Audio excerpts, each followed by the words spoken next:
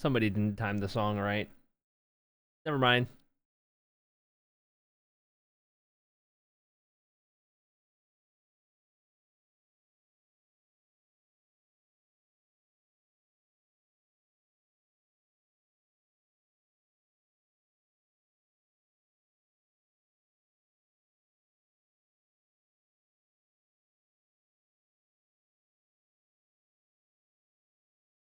There we go.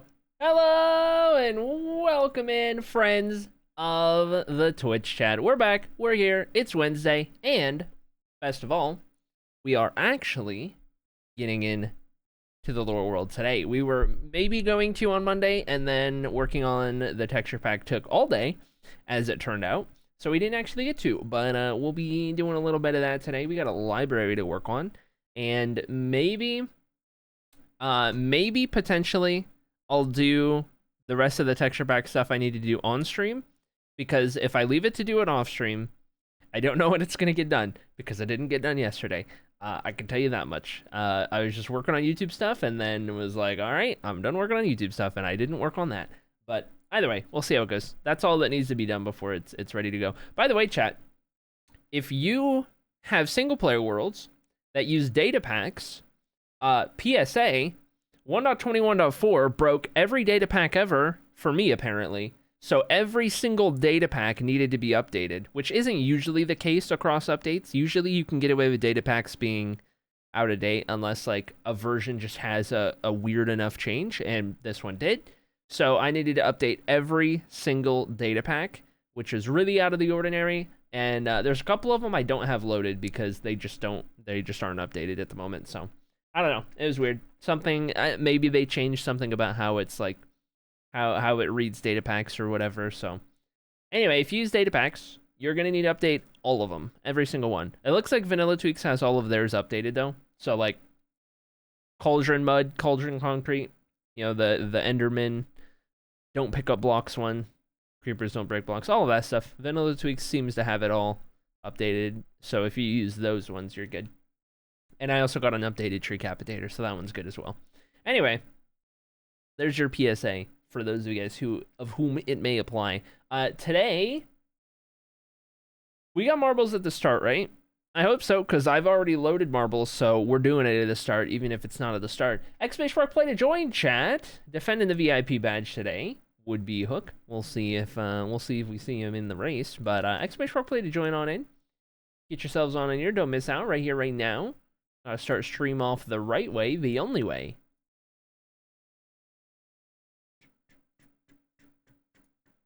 Give me just a moment. I've been talking to Theo about the data packs, because 2 of them are what Theo made, and I had to make sure Theo knew to update those. Let me see about this one. Hold.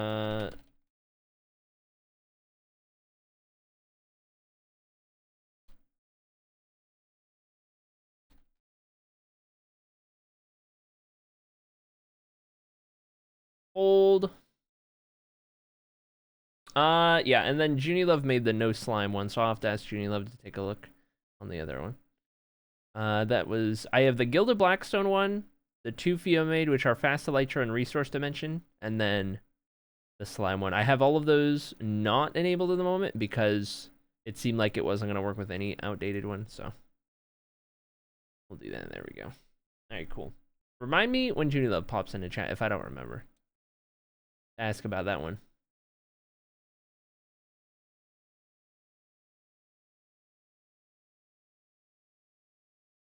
Okay, here we go. Anyway, welcome in, chat. Xbase Park Play, VIP to the winner. VIP on Friday stream, I should specify. Always one day in advance. But hello and welcome in.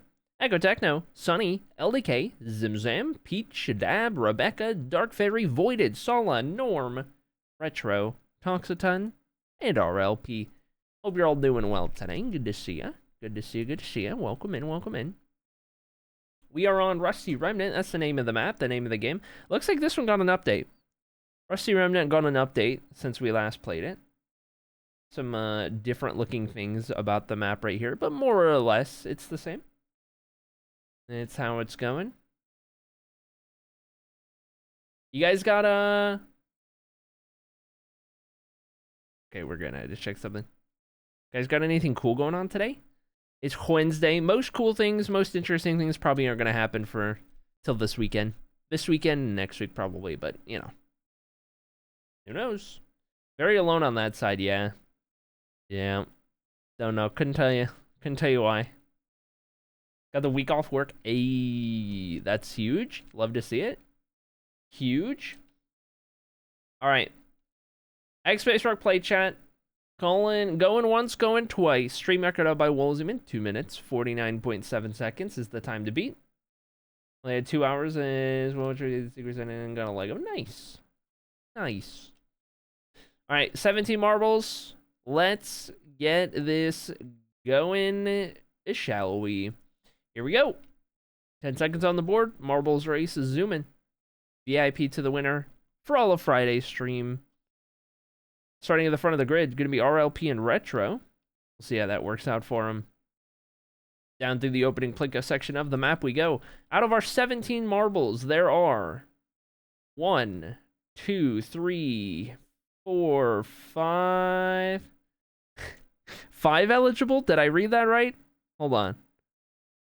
No, 6. 1, 2, 3, 4, 5, 6. 6 eligible marbles for the badge. Everyone else. 11 ineligible marbles. Funny how that works.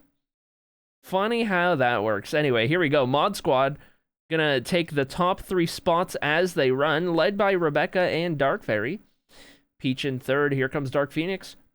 Head of the eligible marbles. We've got Norm, we've got Retro, we've got RLP and Echo Techno following suit. Here comes Dabs, Sunny, Voided, LDK, Zimzam.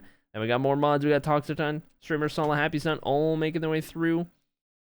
As we make our way through the loop-de-loop section, through the S's and onward.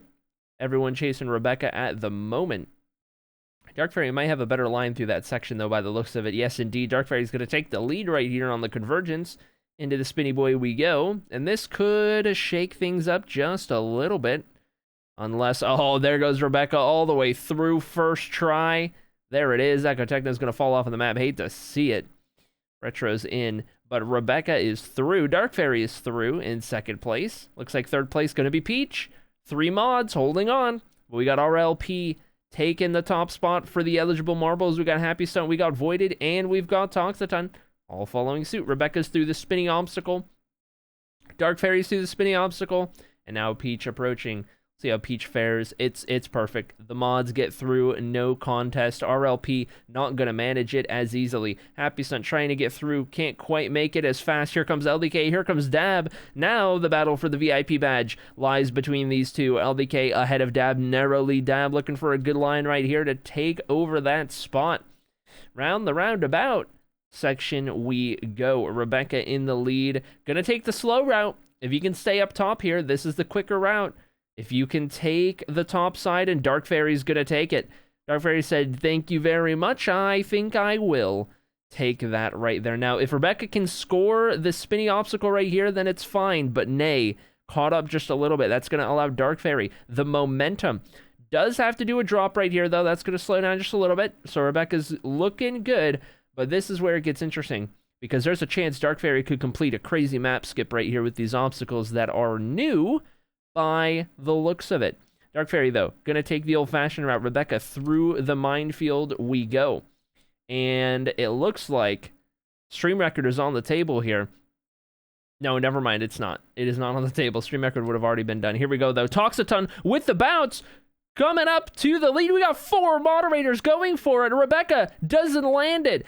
Out of the equation, Dark Fairy, Toxaton, Peach, and here comes Dab, stuck in the minefield. The battle for the race win, though, it's going to come down to the wire. Give it to Toxaton. Ahead of Dark Fairy and Peach, Mods sweep the podium. But here we go, where'd Sunny come from? It looked like Dab had it on lock, but nay. Sunny from the stratosphere to the lead and subsequent VIP badge. In 4th place. There you have it. Didn't even catch where that came from, but give the VIP badge to Sunny from nowhere. Gets into the lead from the sky, holds on and makes it happen. Love to see it. All right, that is going to be VIP badge number 15 for the likes of Sunny, who moves up past LDK into 5th place on the all-time wins list. Top 5 with that victory. See if Salah can get last place. It's not looking good. Only 7 seconds left. Salah's not going to get there, unfortunately. There we go. Well, Toxaton gets the race win, Sunny gets the badge, and last place goes to Zimzam. There's nobody else behind Zimzam who finished the race. All right. Incredible. All right. There we go. Let me... Okay, got that.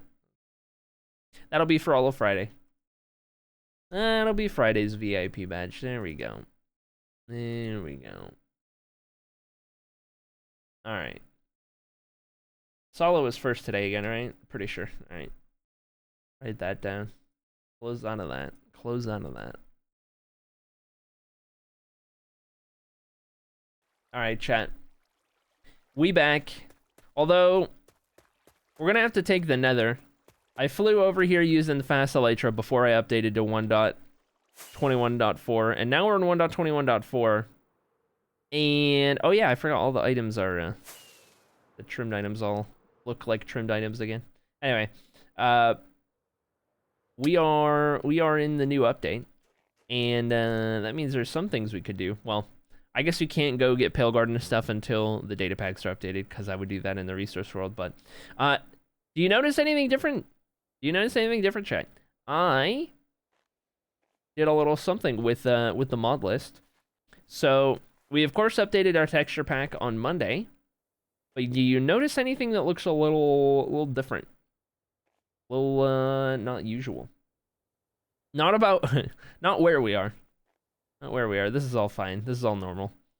But, I installed better fog controls for better fog. Just like we have better clouds, now we have better fog. So, I installed the better fog controls mod, which allows you to very specifically change around some of the fog settings and have it look a certain way. So, I basically set it to... I pulled the B-dubs, and I set it to fog starts on the player, and then it ends... I have mine set to end about 130% of render distance, which is 32 chunks right now. So, whatever 130% of 32 is, that's where the fog ends. So, the fog will draw from here all the way out of render distance, rather than only from there out of render distance or whatever, which is like the vanilla settings. But, yeah, it works really well so far in the YouTube world and everything.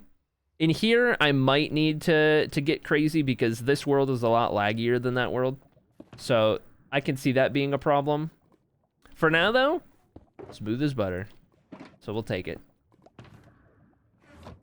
I feel like my setup could probably handle it, though, to be fair. I would hope so with how much money got put into it back in the day. That's for sure. Alright, anyway. Through the nether we go. Unfortunately, the rail speed is experimental. Who made that decision? The rail speed is experimental. We didn't even get it. We didn't even get it. Do you know how much I was looking forward to doing this nether system, but with fast rail? I was looking so forward to it, to be able to zoom through here with the faster minecart rails. Now to get distant horizons real. Real. Let us zoom. Yep. Yep. If I get the option to enable it, I'm going to. Surely they'll add it though, right? Like, they kept bundles experimental forever, and they finally added it. And I feel like the faster rails are even more well-received than bundles. Like, a lot of people are kind of about bundles. But, like, I feel like I haven't found a single person who doesn't like the idea of the rails going fast. You know what I mean? So surely they make it official before long, and they're just trying to figure out how to balance it or whatever. Because it feels like everyone wants it. There was talk about faster rails. There wasn't just talk, they implemented it. It's in like a snapshot or something as an experimental setting. You would have seen it. Any of you guys who watched the Life series, you would have seen it in the most recent Life series. They used it, and you could see some shenanigans with it. But effectively, the cap on minecart speed was like 50x higher. So if you chained a bunch of powered rails together, you would go so fast it wasn't even funny. Like you would go stupid fast. Like if I put enough of them here, it would be faster than an ice or a boat on ice. You know what I mean? Like really, really, really fast. And I'm here for it.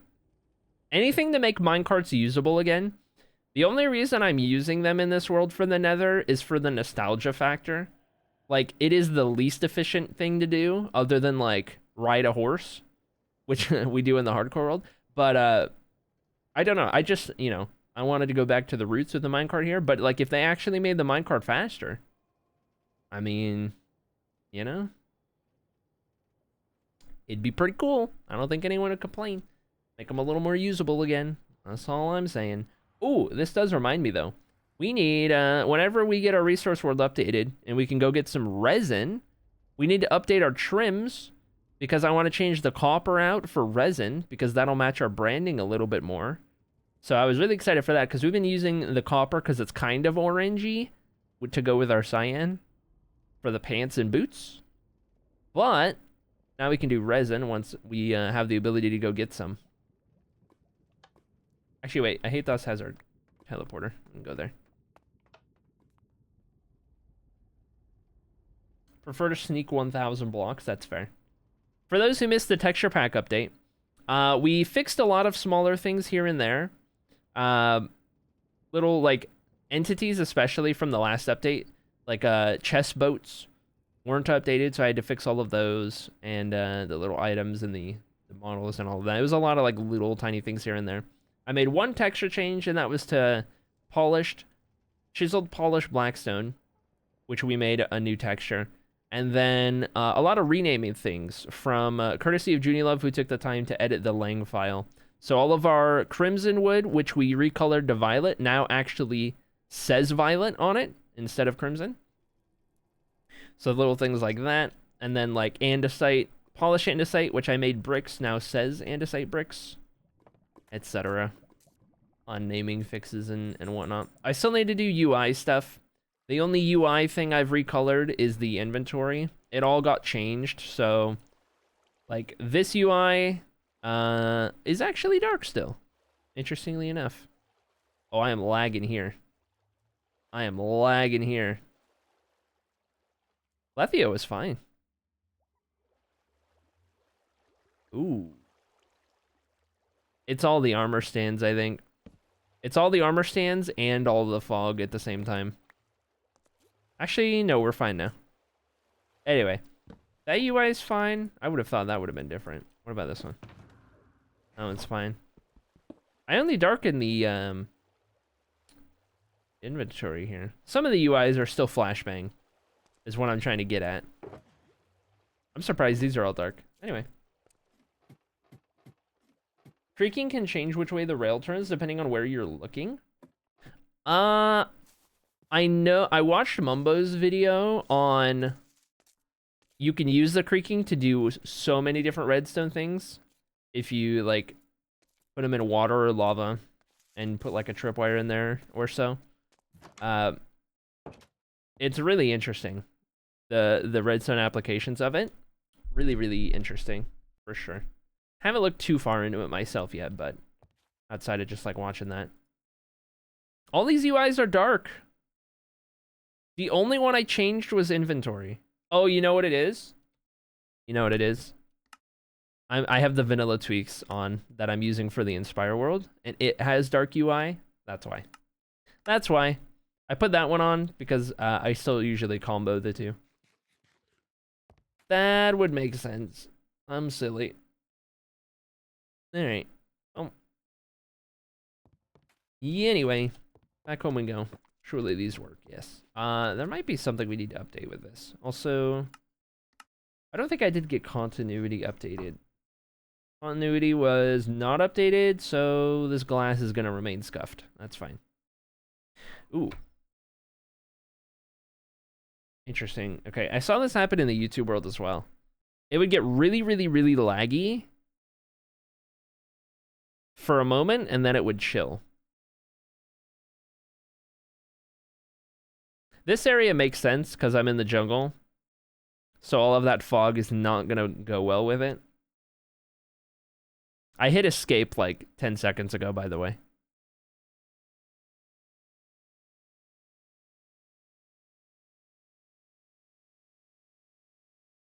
Game might hard crash. We'll see. I caught you on vacation. How's it going, Ginger?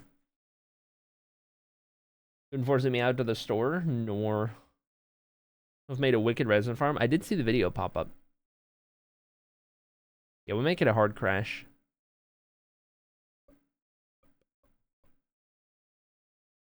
Game has not responded yet.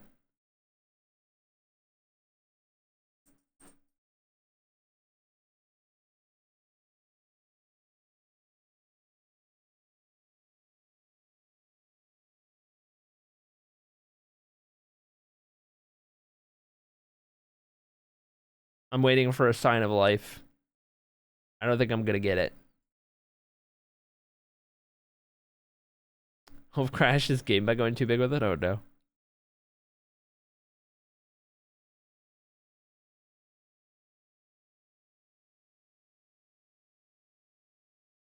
Yep. Yep. I'm just gonna manually close the game. Close program. There we go.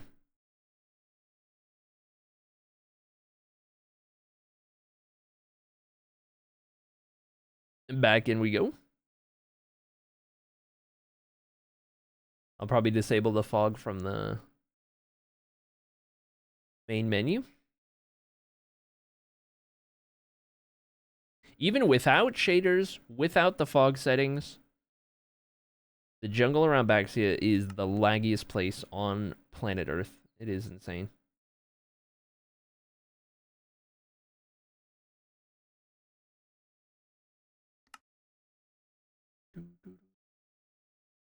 What is terrain fog modification? I don't even know what that is. This is where I have it set. Could I not just...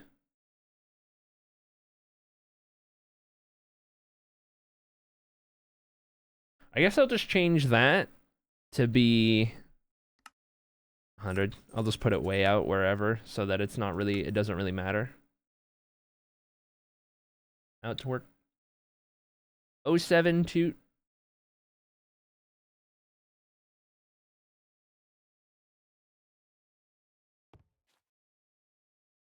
Seems good to me. Seems good to me.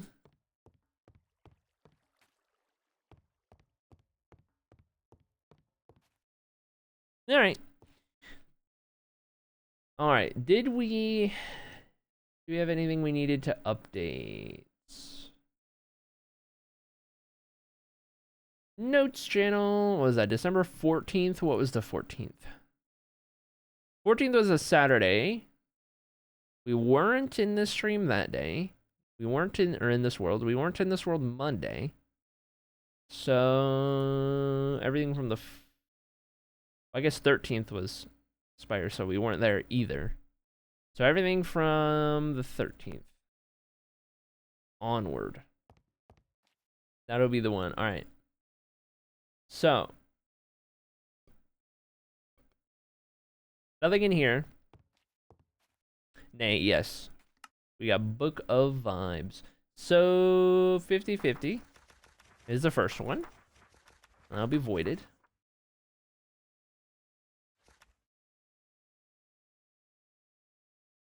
Number 3. And then we had 2 raids to account for. So let's go do that over yonder.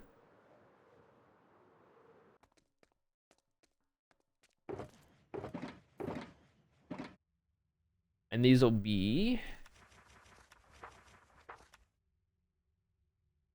First one in here for... Norman...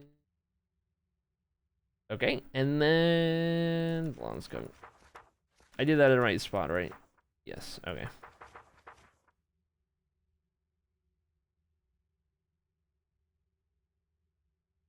Two new additions to the book. Love to see it. And then let me put some of this stuff away. Okay, that's that updated. We're good. We're good. Back to it.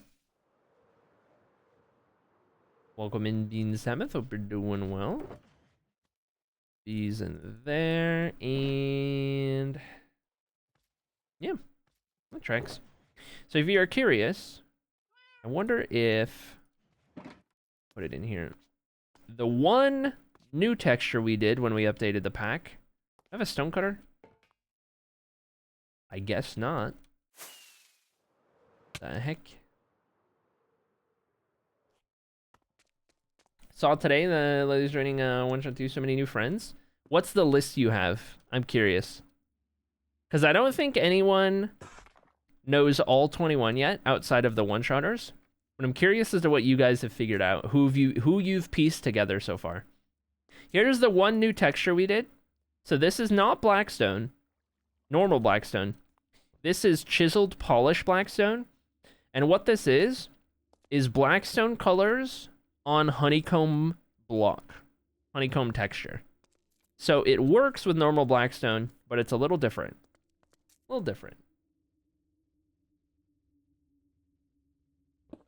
Don't know all of them. Viper, Stam, Mel. Katie, Mel, Melly, Viper, Lily, Stam. There are 21 in total, for those who haven't heard. They haven't announced.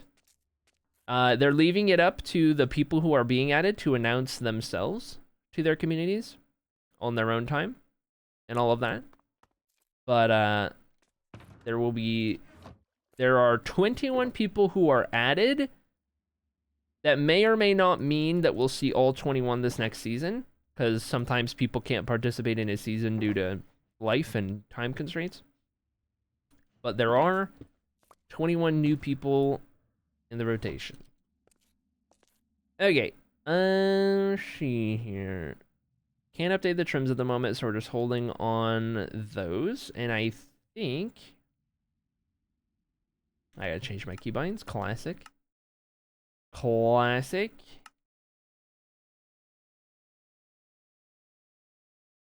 Rest of it should be fine. So, if I throw rendering on, which room are we in? This one? No, we finished. No, we're working on this one. We're doing the staircase handrails. If you were not here on... I guess it would have been a week ago, right? Wednesday last week was the last TOA stream. We have been working on our library storage room, of course. Oh, what the heck? What the heck? Oh, yeah, I had to take the data pack off. We need Junilove enchant to update it. Anyway. We were working on this area. We got our handrails for the center of each room. And then they're color-coded with the glass based on which ceiling room you're in, right? Color-coded rooms. And then we decided on our design for the staircase. Specifically the supports and the handrail. So this is the design we came up with.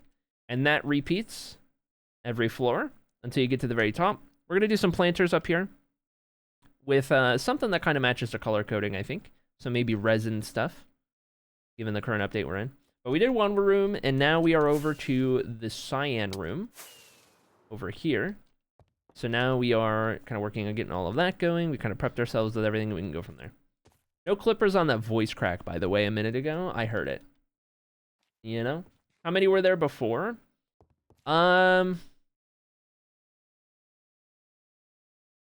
More than what would appear in a season.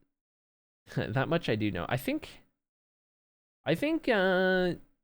they said the number recently of how much there is now. Let me take a look.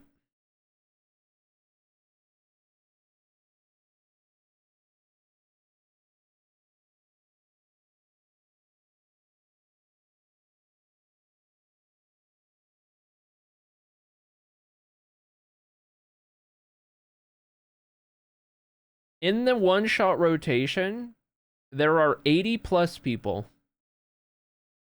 Out of 80 plus, you're likely gonna see maybe 50 get on during an entire season, and out of that 50, maybe only 20 to 30, somewhere in that range, are like properly active.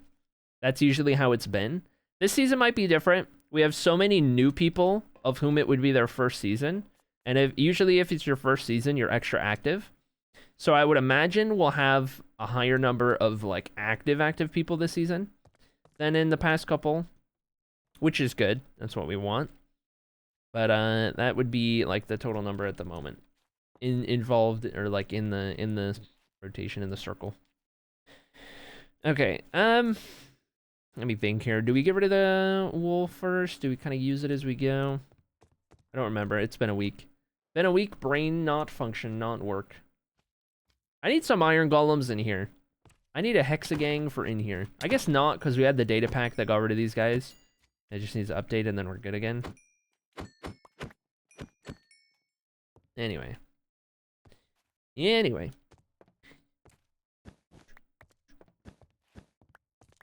Start dropping all these out. So, this schematic has the orange glass, which means all the glass we place is going to be wrong, or it's going to tell us it's wrong. It'll be fine. Just like with the other handrails, we're just color coding.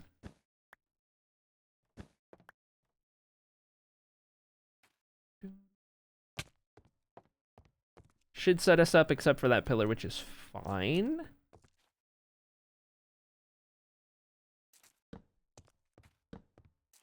And we'll probably do these pillars all the way up to the top right away.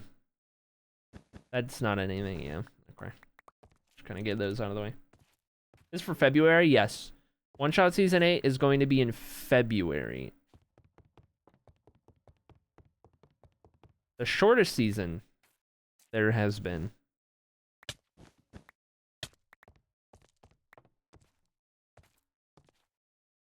Okay. Let's start with this one.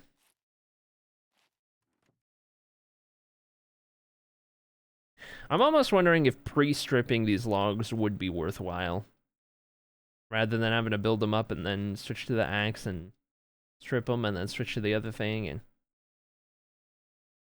I think I'm gonna do that. I'm gonna try pre-stripping these things. I guess I could do it right here. That's fine.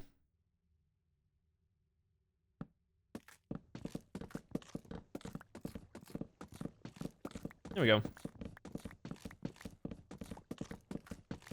You don't quite strip them all fast enough.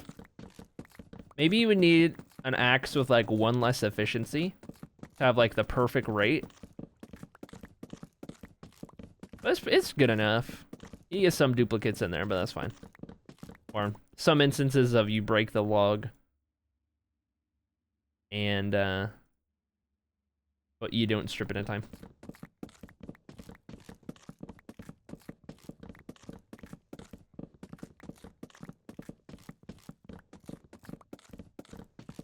Gonna try to get like a stack probably.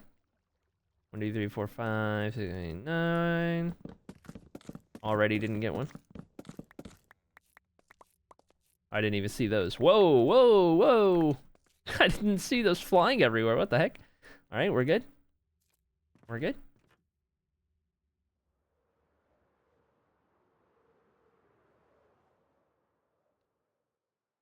I don't know what you're so sad about, Harley. Do that, and then up. And up. There we have it. Yeah, all right. What are you guys holiday plans, by the way? Guess we already know Ginger's on vacation at the moment, but what are the rest of you guys getting up to? We are, by the way, I mentioned earlier in the week, Saturday on the schedule has question marks. It was a good thing I put question marks, because I won't be live Saturday. There is a family event that day. And I wasn't too sure when I made the schedule, so I just put question mark. Good thing I did. because we will not be live Saturday, but we will be live Friday still.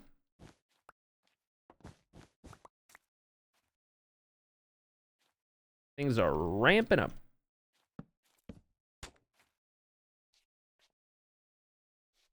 There, there. There, there, there. There, there. Okay. We do have these, actually. There we go. Alright, we're just doing the pillars for now all the way up. Maybe get rid of these while we're here.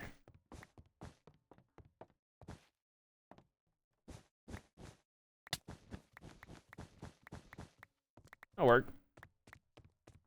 Work sadly, life. The Marvel Rivals are in Eldivers too. Fair. Okay, that's all fine. Yeah, I've finally been able to play something at all in my free time without feeling miserable, like I'm not accomplishing anything in my life, which has been preventing me from playing games for fun anymore, which I hate. But I've finally been able to actually play something and not feel that way. So I've been playing Stardew again in my free time. No intent to stream it, just playing it on my own. That's what I've been up to when not working on stuff. Okay, I think we're ready for this pillar here. Go. And up again. That one. And that one. Switch to this side. This side's probably better to do it all from since it's more open. Never mind. Spoke too soon. Just gotta switch which side we're on every time. Then we're fine. That one. That one. That one. And up we go.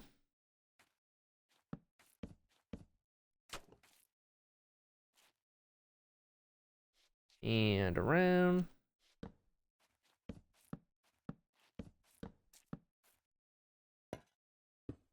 Two pillars done. Other way. Lunch with the family, then we're all going camping a week later. Should be fun. Oh.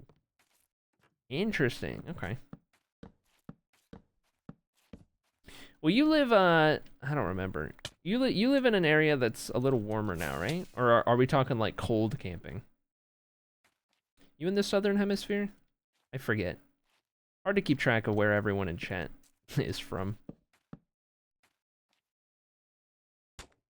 Australia? I had a suspicion, but I just didn't want to assume.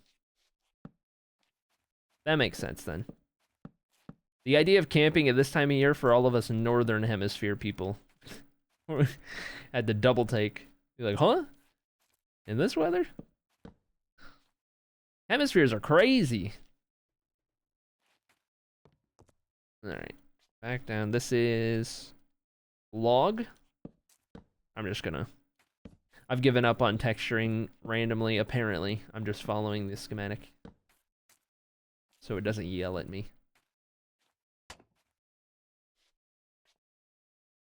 Log again. Alright.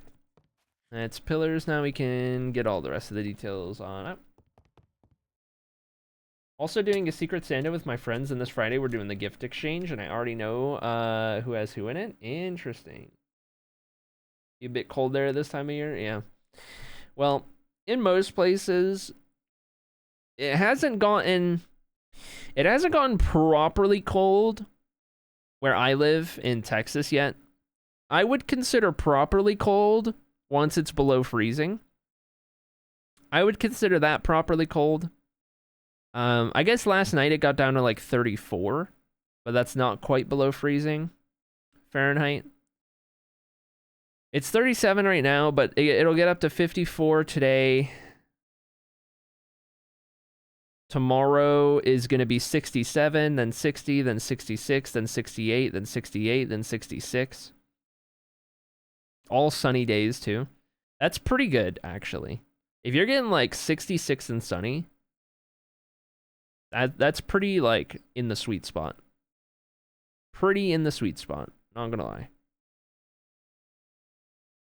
We're gonna have a pretty warm holiday season. I don't live far enough south that we don't get snow though. Like we do. We usually get snow 2 or 3 times a season. A winter. So I would imagine we'll eventually get snow at least once or twice.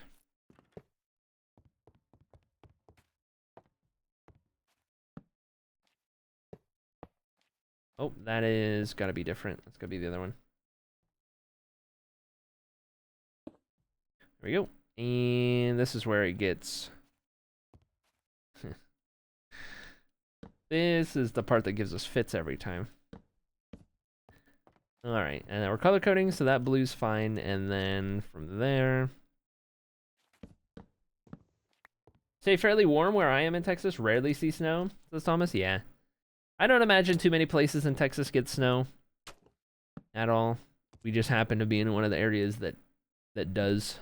Probably more than most any other part of Texas. I think our elevation is definitely a big part of it. We're like 4,000 feet up in the air. So that probably makes it a little easier to get snow.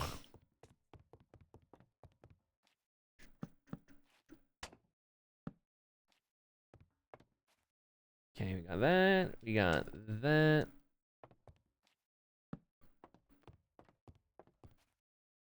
We did all that so far. I just need to make sure I get these buttons. They're so easy to miss.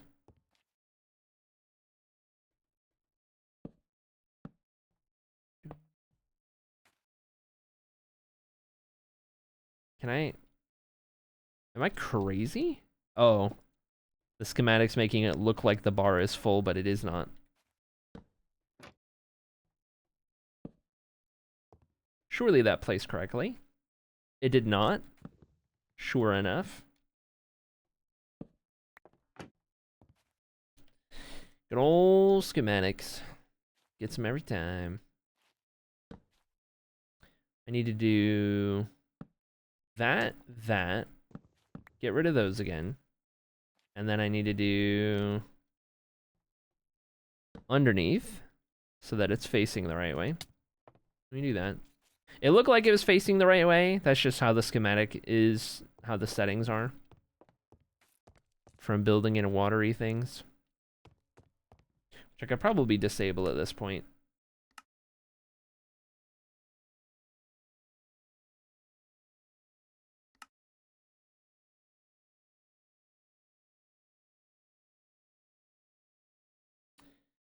It was...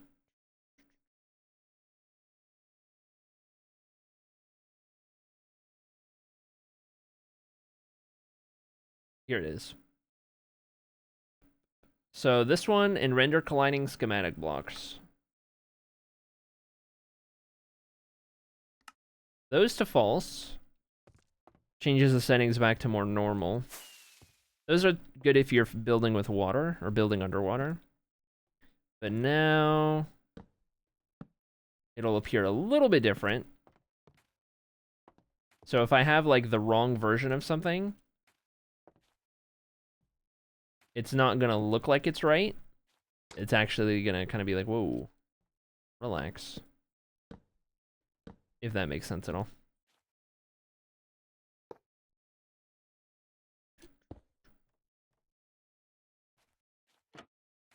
And I can actually flip that and see what I'm doing.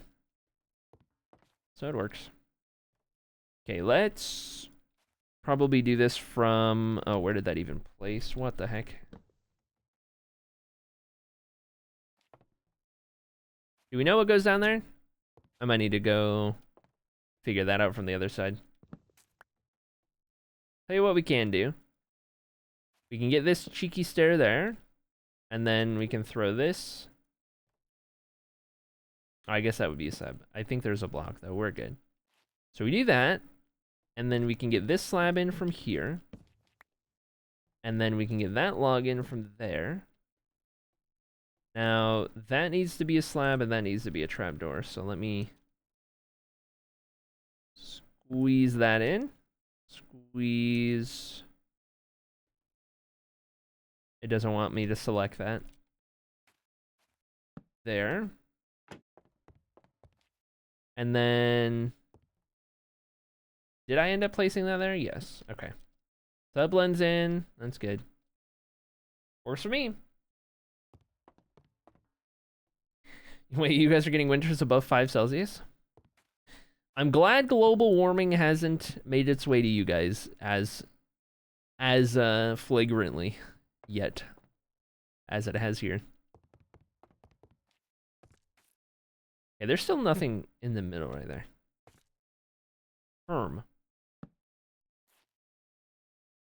That works.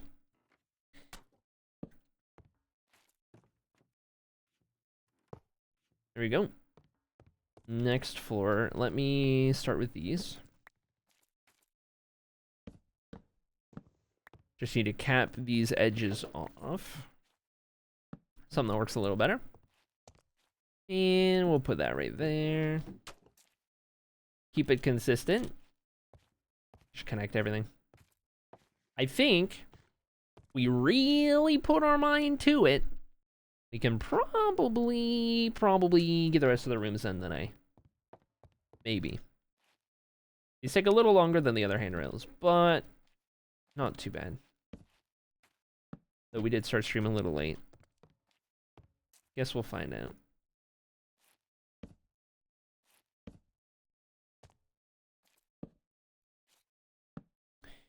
Go all the way around. Very good. All right.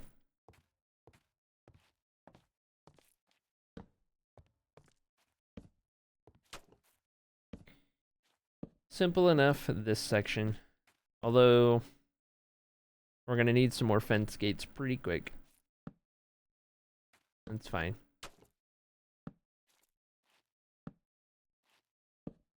Currently sitting at -5 Celsius or 22, if my Fahrenheit conversion is correct.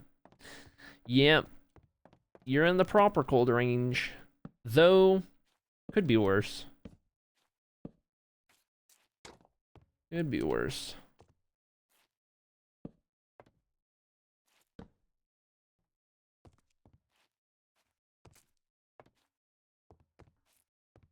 Okay.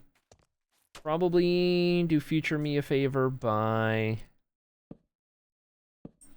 getting that started right there for when I go up top.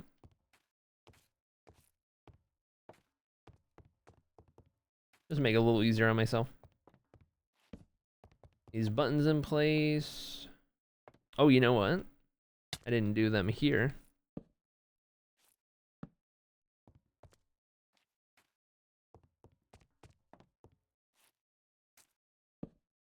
So easy to forget to do these.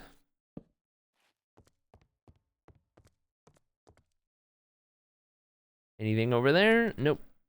Probably only the top floor where I did that. In which case, I don't know if I said hello to Beanie, but hello Beanie, hope you're doing well.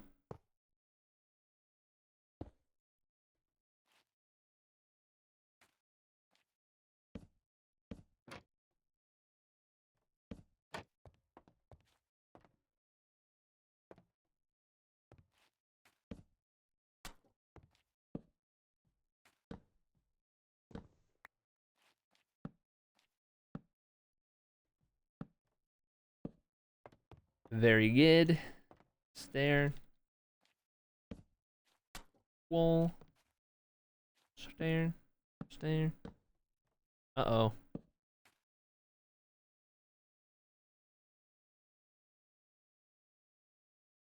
Dang it. He ran away. Mittens is doing something really funny. And I was going to show it. Dang it. I have the food open on my desk, the cat food. And Mira was up here eating a little bit ago, as you may have saw. So Mittens sniffed it out. And Mittens came in here. And then she turned into a ferret for a second. She was on the ground, but she reached up and she had her little paws over the edge of the desk like this while she was sniffing at the food. She was just like that, and she was like fully elongated, like a little ferret.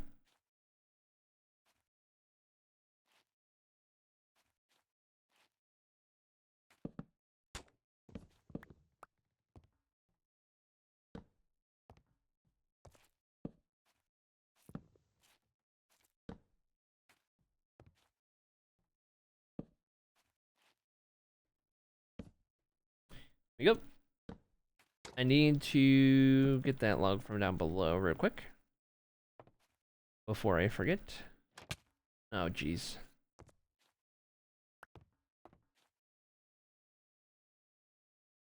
Is this a crazy thing to pillar up with? Probably.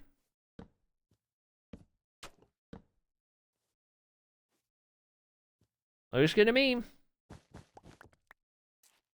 Yeah, not the first time Mittens has done that. It's really funny when she does it.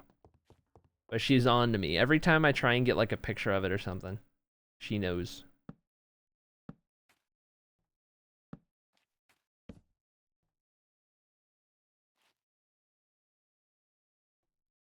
Okay, this has got to be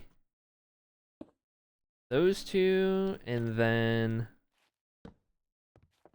stair that one. You can reach through here, like we did before. Get these in place. Cool deal.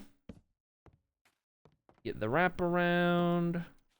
Probably place this like so. And then that one. That one. That one. Then we're onto these. I'm curious, actually. So we did the iron bar on top there at the very start. And then it happens here. But then it doesn't happen the rest of the way. See, I get it happening at the very start. But if I was going to do it there also, why would I not then continue to do it at the ends of the staircases? You know what I mean?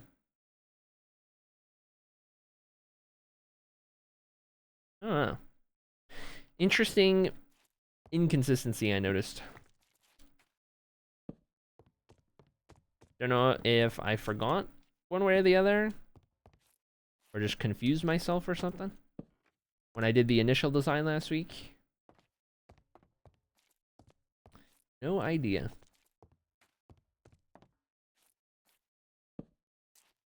We'll probably get it all built, and then I'll make a decision one way or the other, and we can go around and adjust it accordingly.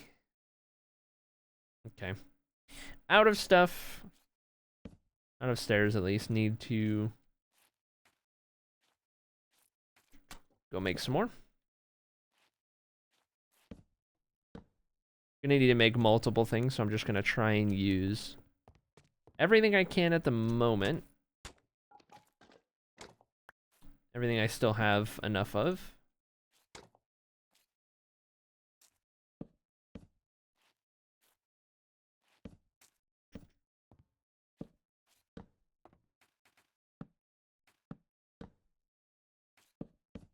Something like that. Get us a little start. And then we kind of need stairs to do anything else. Okay. Back we go.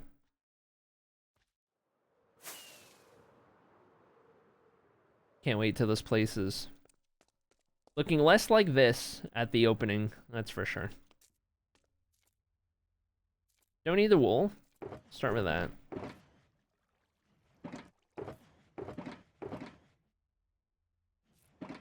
And try and keep everything making sense. I don't need the dark oak trapdoors. We're just getting those back. So those can go away. Try to keep all those together. I don't urgently need this stick. That's more whenever we're done with a side and need to rotate it around.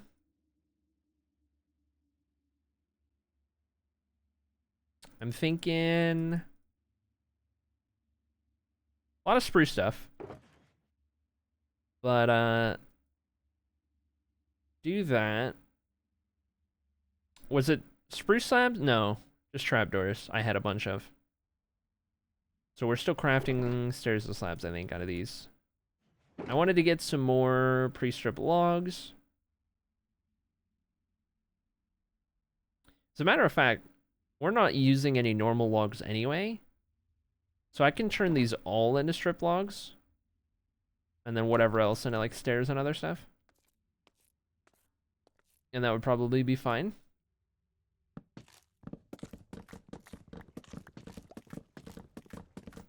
It'll do. It'll do. Oh, I forgot to upload the VOD to the VODs channel from Monday. For anyone who was wondering, who does go back and watch the VODs on the VOD channel. I was slacking a little bit. Gotta get to that today. I gotta upload 2 VODs today.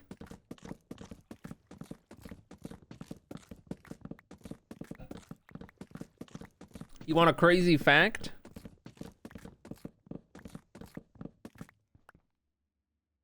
You guys want a crazy fact?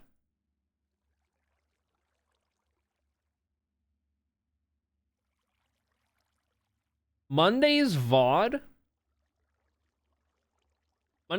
which is like pretty average, one of the run-of-the-mill VOD that we have, it was like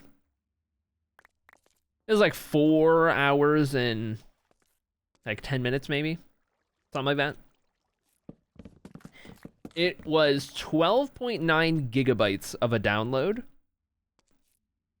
to then be able to upload. Like, it is... Every single VOD I upload to the VODs channel is like that. Like 12, 13 gigabytes downloaded and then re-uploaded within a couple hours. Every time I stream. Stream VODs are insane in terms of like bulk. They're just so massive, the files. Which is like, yeah, I mean, if you've ever watched a stream on mobile data, you know.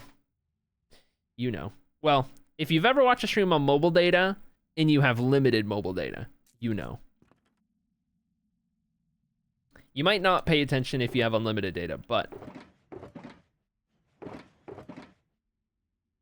it's kind of crazy. Okay, we're gonna do that, and then a whole stack? Is that crazy? Crazy talk?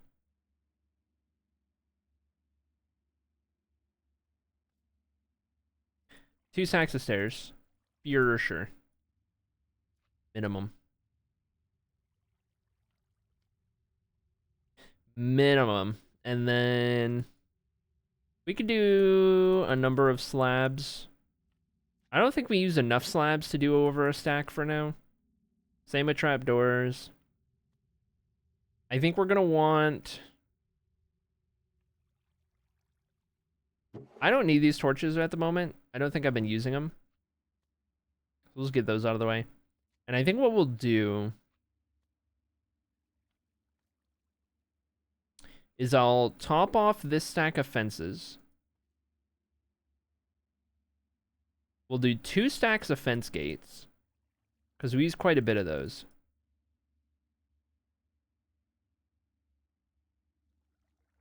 These would make more sense down here.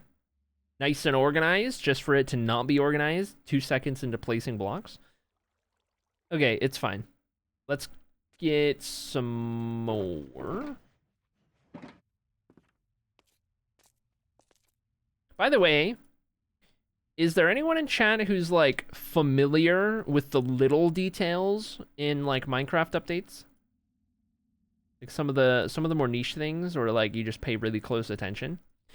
Did they change the movement specifically around sprinting? Did something change? Because since I updated, and I don't know if I'm losing my mind, but since I updated the game, something is different with sprinting. And I think I know what it is. I think if you touch anything it kind of instantly kills your sprint, and before it wouldn't. Maybe I'm crazy on that. But I feel like my sprint it ends easier than it used to. Like, if you graze anything, except for, I guess, the bed. But, like, if you so much as graze anything, it kills the sprint. I don't think that's what happened before. I could be wrong. I feel like the movement is slightly different. I don't know. I've played this game for 14 years now. 12 years now. I feel it feels different. I don't know. I could be psyching myself out. But I was curious. If anyone was more familiar with that kind of thing.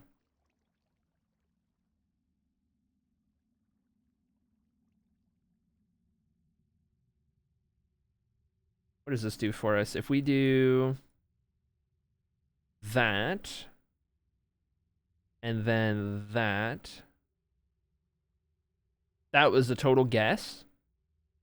And I could not be more satisfied with the results. Perfect 2 stacks, no more, no less. Flawless victory. Also, I'm just gonna top off what I have at the moment. And we're not using dark oak logs. Just stairs. We have a lot of those.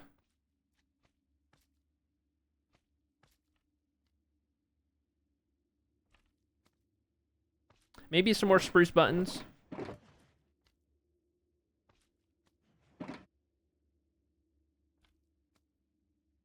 Perfect stack, no more, no less. Incredible.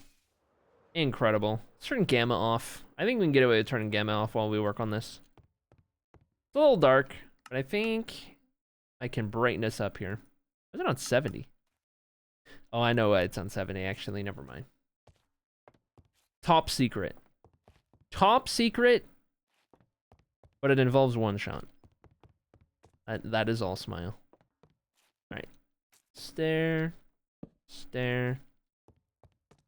And we'll go there. We'll go...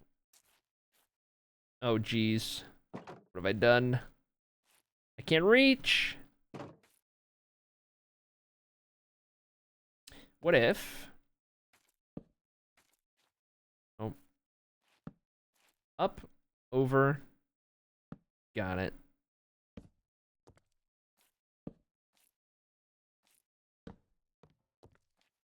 Better. Yep. I'm gonna do that.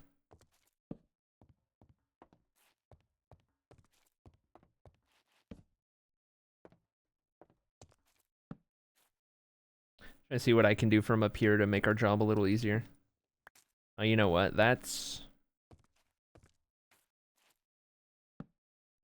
Oh, it will place. Okay, never mind.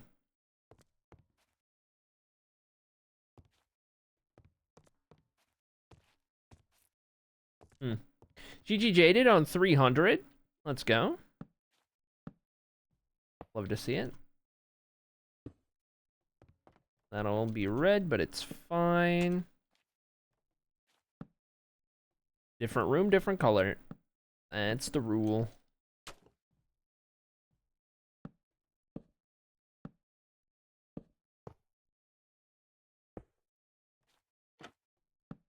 There we are. And double log. Classic double log.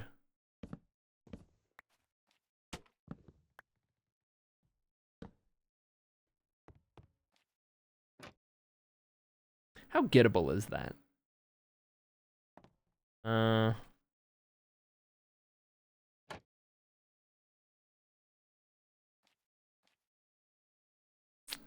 Not. But if we had the crab, that's all I'm saying. But if we got the crab, that would have been reachable. That's all I'm saying. That's all I'm saying. Alright, let's try to get from down here. Ooh, there we go. I've walked through Windy Snowfall just for soda, not worth it. Well, welcome back, Echo Techno. What kind of soda? That'll determine if I determine if it's worth it or not. I'll be a second opinion.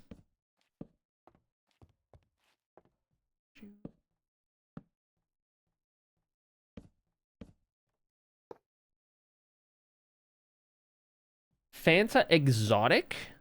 What is Fanta Exotic? I know what Fanta is. What is Fanta Exotic?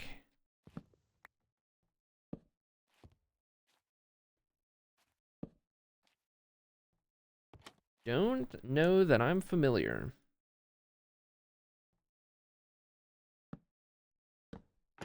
Boop and boop and boop. There we are. This isn't gonna work, is it? Yes, it will. Just exotic Fanta?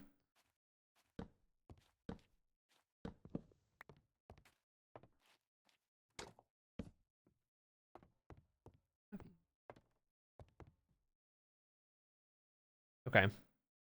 There is one thing I had not considered. That button right there? Aha! I figured there was at least one floor I didn't get that button on. That button likes to hide. Okay, we're good.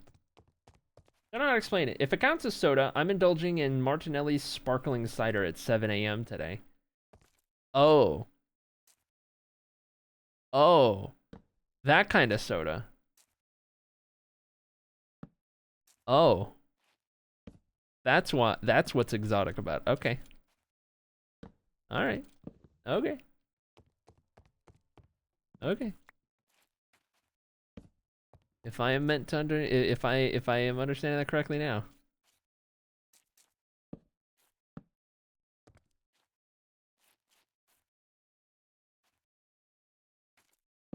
There we go. There we go. Classic.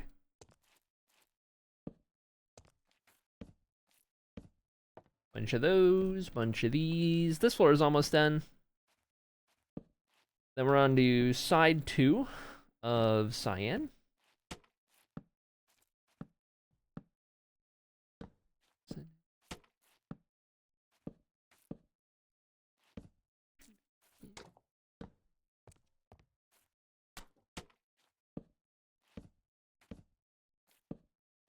There we go. Okay. One button to check. That'll be good. Put in the Discord.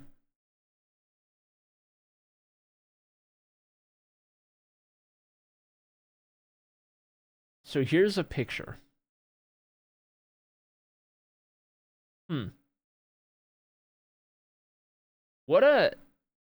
Is that actually how the can looks? Do they actually have that much empty space on the can? Like, it's literally just a Mario pipe with one Fanta logo put on it. Is there really that much empty space on the can? That seems crazy. Passion fruit peach orange? Holy dude.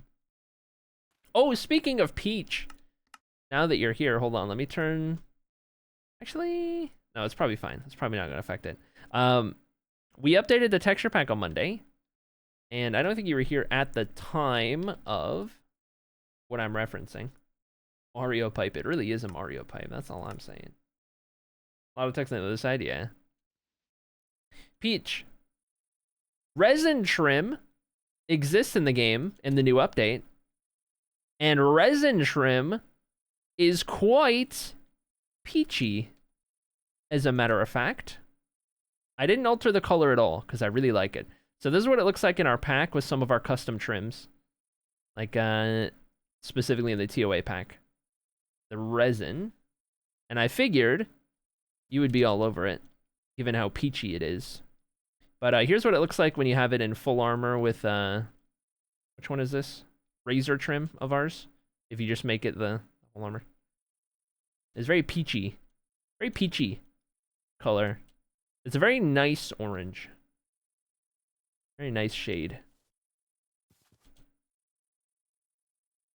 But yeah, we were talking about it. Figured you'd find it to be pretty neat. Resin though, yeah. I love the resin color. We're gonna apply it to our armor. We're using this armor right here, so we'll have these pants. No, these ones. We're using this trim in-game, so we'll have these pants and boots, which matches our colors better than the copper does. We're currently using this, because that was the closest we had to our orange. So now I'll throw those on. Once I can get them, I can't get the resin yet, because I need the resource dimension to be updated, but yeah. We're updating all of that, and took a look at the trims and saw that happen. That was pretty cool. For those guys who weren't here on Monday also, we had to fix like hanging signs are all good to go now. And then like the wood got renamed, so violet wood is actually says violet now instead of crimson. And then the boats, we had to fix all the boats and everything, so that's all good to go. Didn't change anything about pale oak, by the way. Pale oak is completely unchanged. So, you know, we kept all of that as it was. We did make the new blackstone block. So this is chiseled polished blackstone, and then that's regular blackstone. So pretty close, but different. It's just honeycomb, but blackstone-ified. That was one new texture we made while we were at it, and that was pretty much it. Not too much, just a lot of like little tiny things and bug fixes and stuff. A lot of files got rerouted, so we had to deal with like figuring out where all the armor got put, and horse armor and saddles and all of that, to get it all to continue to work. We did dog armor. So dog armor is gray now instead of the weird armadillo fleshy color, which I didn't like. So this is the dog armor color default, and then if you dye it, it's just whatever color with the gray. We did that because I did not like the dog armor color. Pale oak is perfect just the way it is. Agree. Agree.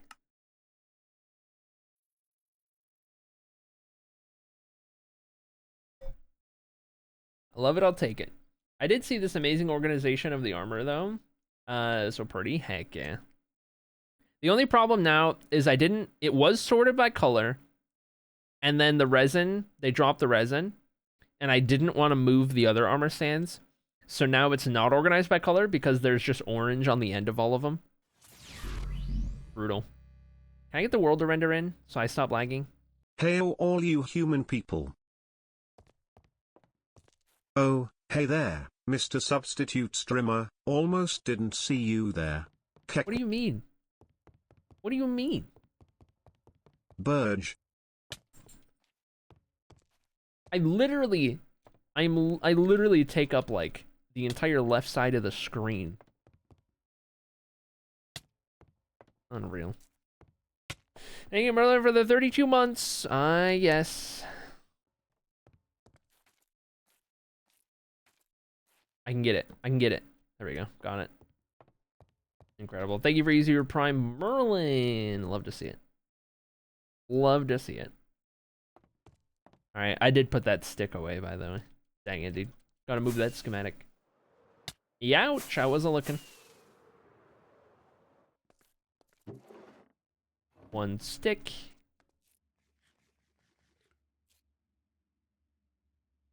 Peach is special, so shrudge. Fair. When I ask for a tour, is there a YouTube video link? I don't want to distract. No. I do the tours live. That's why there's not like an exclamation mark tour command or whatever. I do them live via screenshot action. It feels a little more personable that way. Is that the word? It feels, yeah, I don't know. I don't do a video for the tour. It just feels like low effort, I guess. I don't know. Maybe not low effort, but like, I can't think of how to explain it. When you do the tour live, you just, I don't know. Something about it. I just like it. Yeah, we could do a tour time. Let me open it up. For anyone in chat who's not on the tour time, most of you have. Classic. Most of you are on tour like 79. All right, chat. Welcome to the land of Blutora. Here's the map of Blutora. That's the continent that we are currently on at the moment. Here's a map I made up a while ago of the area. And the reason it's got a map in such detail is because this is all a part of a much larger project known as the Tales of Annocia. The Tales of Annocia is a series of novels that I started writing back in 2015 and have been working on since. It's a high fantasy medieval setting sort of project. And alongside the writing and storytelling aspect of everything, I wanted to also build it in Minecraft alongside, the rest of what I'm doing. And so the continent of Blutora exists in game. It is something that we are recreating bit by bit. That being said, it's a very scaled down and loosely inspired by sort of recreation. So it's not at all a one-to-one. I do it all single player, and it's also in survival. So I would never in a million years get this done or anywhere close, given that context, if I were trying to do one-to-one. That being said, I have had the Minecraft world for just as long, dating back to April 2015. And over the years, the goal has been to take some of the different areas, build them up, represent the people and the cultures and the atmosphere, the vibes all around of some of these areas, get some of the landmarks in place, kind of represent some of the cities and terrain features and what have you, right? Like trying to get some of these main details or most standout things that you'll be able to read about or kind of, I guess, when you're reading, hear about in passing from different characters and stuff like that, places they might visit, all of that kind of stuff. Just slowly building up this world, building up this project visually, using Minecraft as a platform to do so, alongside the writing that is going into it, and kind of building it all in that sense. All of these screenshots, all of these areas, they're all in this world, all in different areas, all things that we've done. Like I mentioned, it's single player, and all the building that we do is all in survival. Now, we use some quality of life, like data packs and little mods here and there. No mods that like add brand new things to the game per se, but like in that sense, it's all vanilla blocks and everything, but little things here and there just to make it a little easier. The world terrain is generated using Terraforged, which got discontinued. And that was to get the actual continent of Blutora somewhat loosely accurately, rather than a default seed, which wasn't really going to work. And beyond that, I think that's kind of the gist of like the really main points of it. But we haven't been working on any of these cities like super recently, because we've been kind of working on more of the survival and like Minecrafty part of things lately, doing a bigger and better storage room, and then working on a Hall of Fame for chat. So kind of community oriented things. So we haven't really been spending a lot of time in the cities lately, kind of building these up, but this is the most recent one that we've been working on before we switched over to updating the storage room and all of that kind of stuff, right? But that's kind of the project in essence. We're coming up on 10 years of this world pretty quickly here in April, so that's pretty exciting. And it's definitely something that we always have going in some capacity on stream specifically.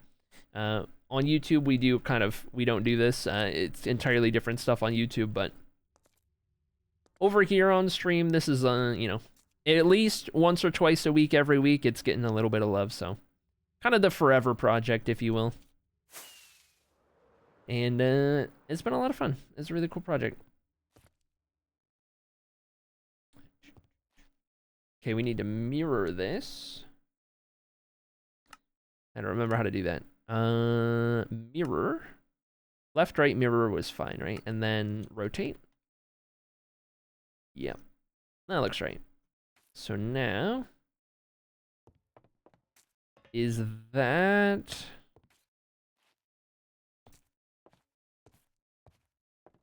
Surely. We just base it on that barrel. Yeah. Looks good to me. Get that stick out of my hand. Alright, let's get rid of all of these. We'll do the pillars like we do, and we'll go up from there, as we do. Love the map. I haven't shown the updated map in a while. It didn't get posted yet, but there's a better map. I don't think I posted it. Did I end up posting it? Maybe I did. I don't remember. I'll show you guys the better map for fun because I haven't showed it in a while, and I'm really proud of it.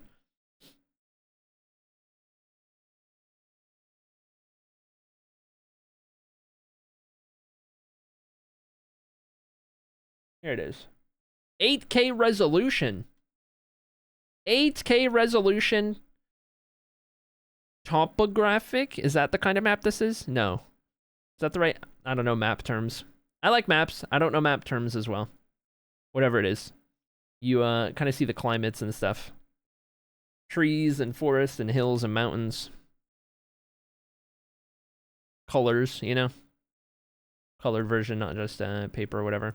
8K resolution, so you can zoom super far in and see all these little details in each of these areas across the continent. This was created, this and the paper map, they were both created using Wonderdraft. Both created using Wonderdraft. I got into using Wonderdraft because it wasn't a subscription payment like a lot of other map making things. It was a one-time payment, which is way better than subscription payments. But yeah, big learning curve. Things like Incarnate I used to use, which is a subscription payment, a lot easier to use or to learn. Wonderdraft's got a much bigger learning curve, so it's a bit of a grind to kind of get used to doing everything on it, but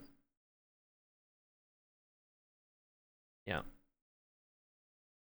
This is the continent of Blutora with a little bit more detail, more emphasis on kind of some of the different climates and things going on. Tried to make it pretty clear what was going on in each area and all of that.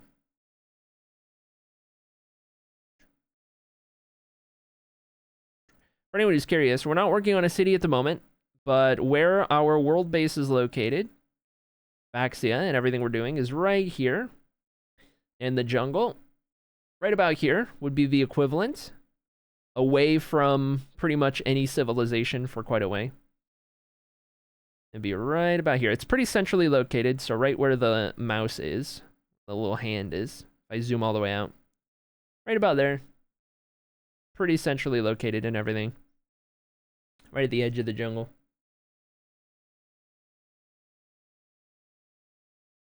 Thanks for lurk, Sam. Good to see you, dude.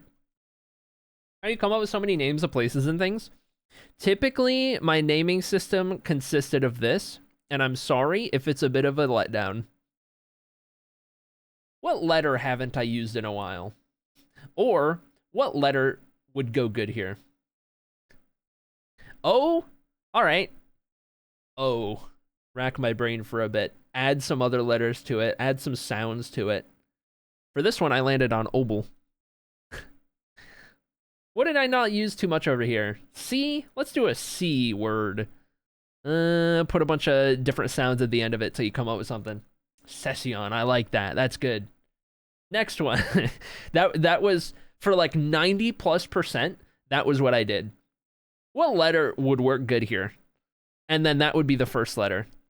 Sometimes it wouldn't be the first letter. Sometimes I'd come up with a letter, and then it would be like a different one that would end up like, maybe it's the second one, or maybe it was just like the middle of it or something. I don't know. But like, anyway. Is there a key? Yeah.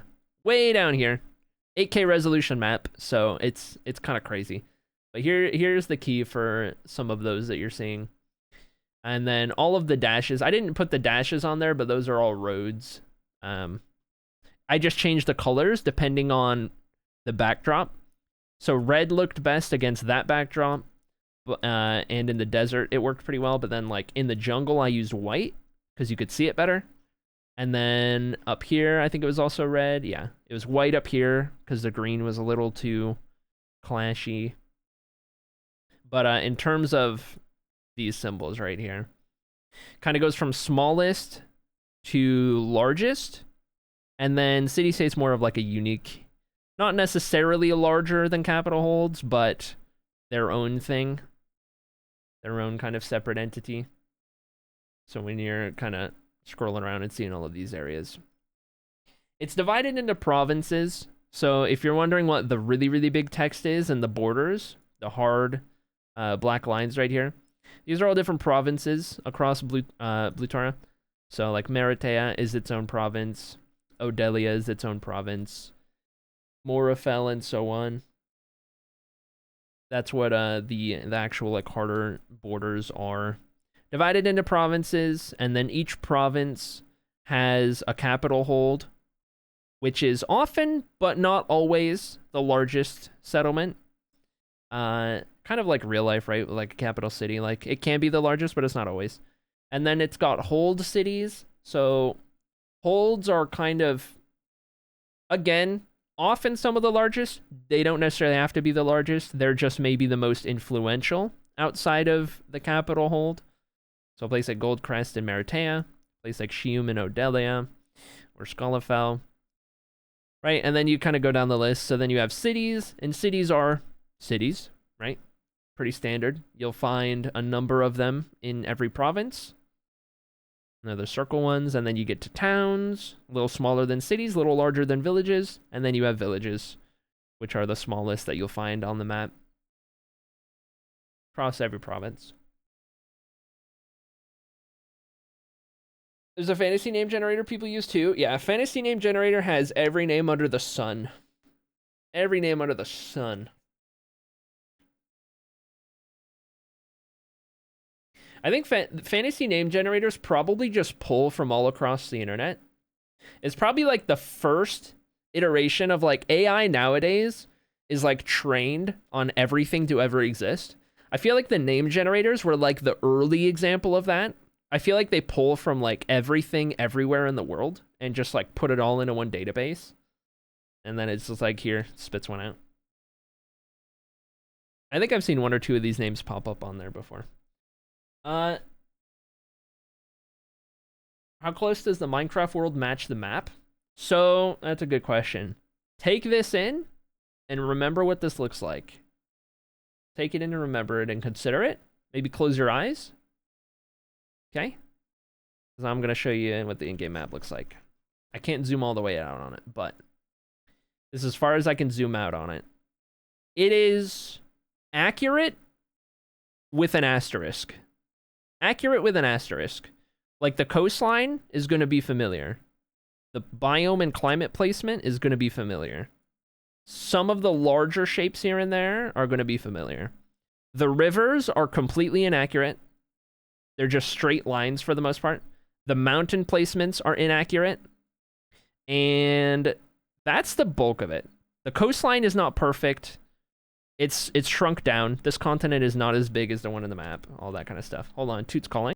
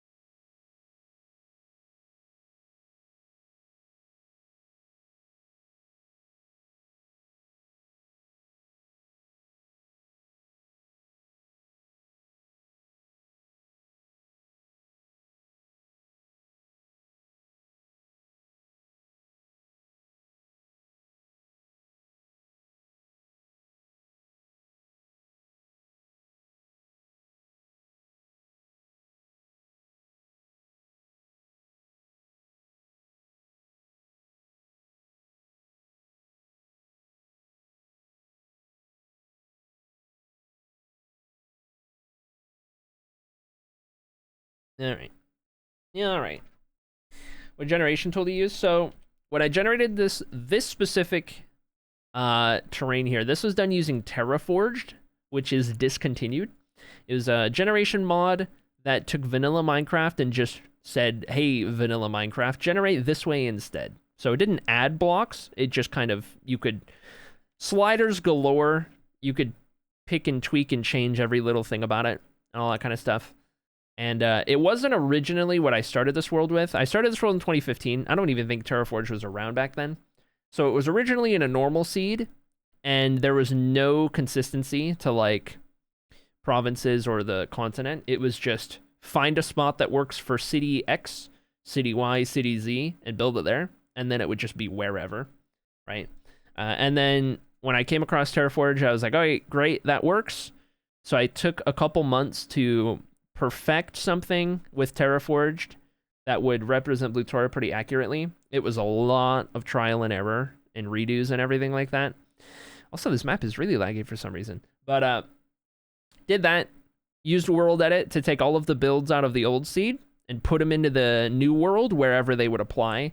So part of Shium here, specifically everything within the wall that you can kind of see right here, all of this existed on the old world seed, everything within this wall. So I took all of that and I pasted it into this world right here where it would actually belong. And then sometimes like here, we built everything around it after the fact. And then some like Balmoral we haven't touched, but everything from Balmoral, this map is really laggy right now. I don't know why it's so laggy. But like Balmoral, you can still see the world edit paste. Like I have not worked on this area since like we moved to this seed. It's been years. This area is just kind of needs some love later on. So you can still kind of see where it was put in, and that'll all get fixed someday. But to get the builds where they would actually go to fit the vibe, right?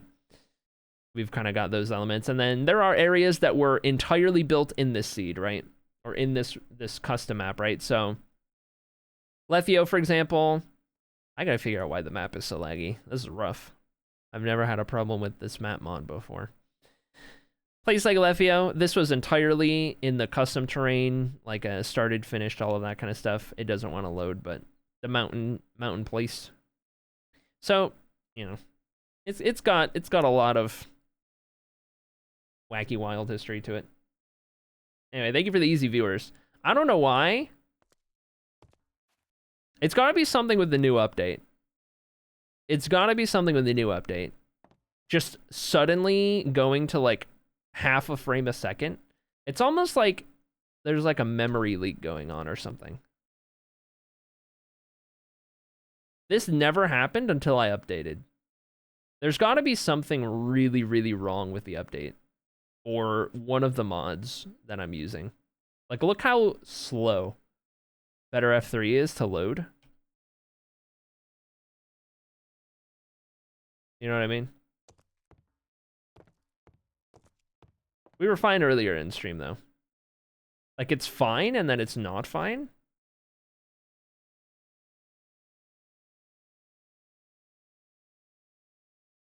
No idea. It just does it on a whim. Because we just went like an hour with not a single stutter. And then it's just like, I think I'm going to stutter now. Maybe I just need to not open world map or something. Because world map seemed to make it struggle.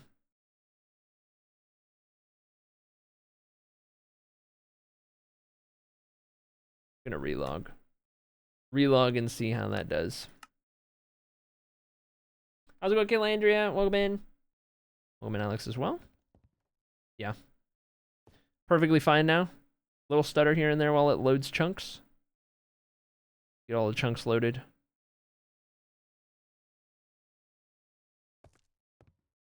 Maybe not. Maybe I need to restart the game.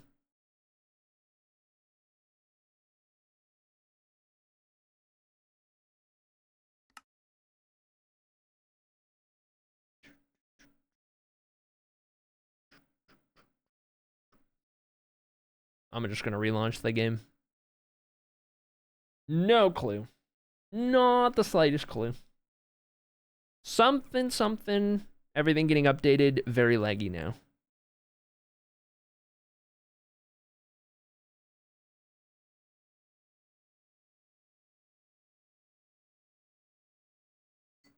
That's not my username. How so?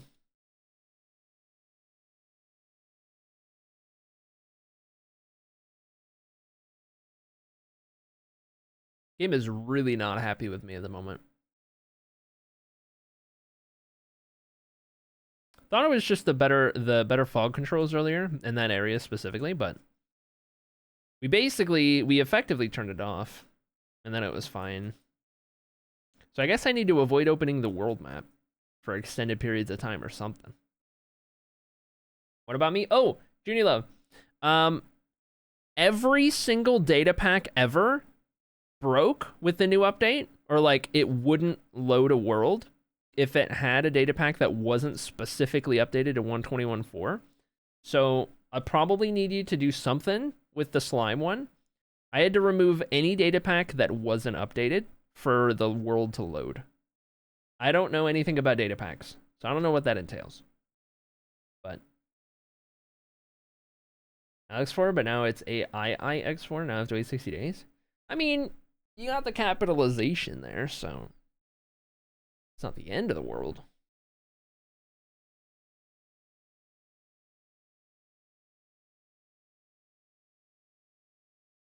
I might need to actually close out of the whole game.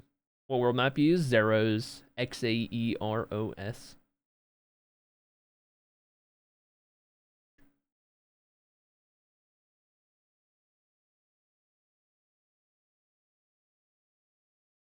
Minecraft not responding.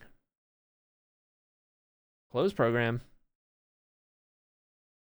Yep. Second time I've had to do that today.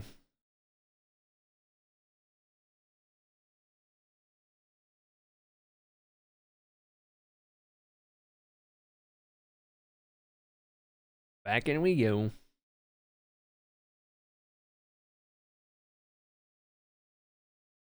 All right. Let me double check the better fog. Yep. Effectively nullified. That felt very... I'm no expert. I don't know what I'm talking about with this kind of stuff, but that felt very memory leaky.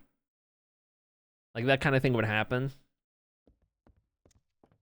when you have memory leak problem.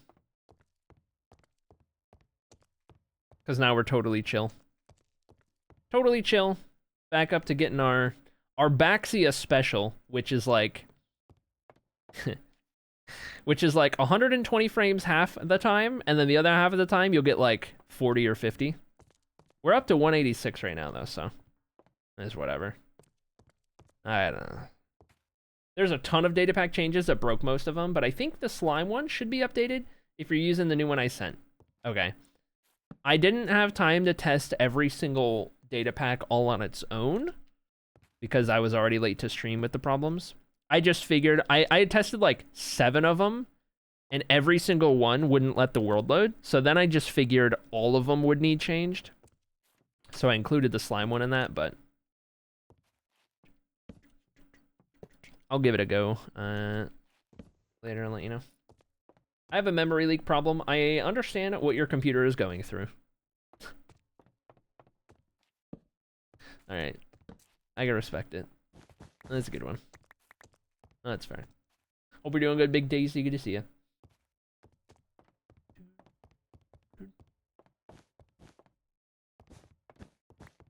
Also, for anyone who's getting that tour for the first time or kind of learning about some of this project for the first time, like Cornu and any others, if you're into D&D at all, we have a D&D campaign set in this universe as well that I DM, and I DM it on stream.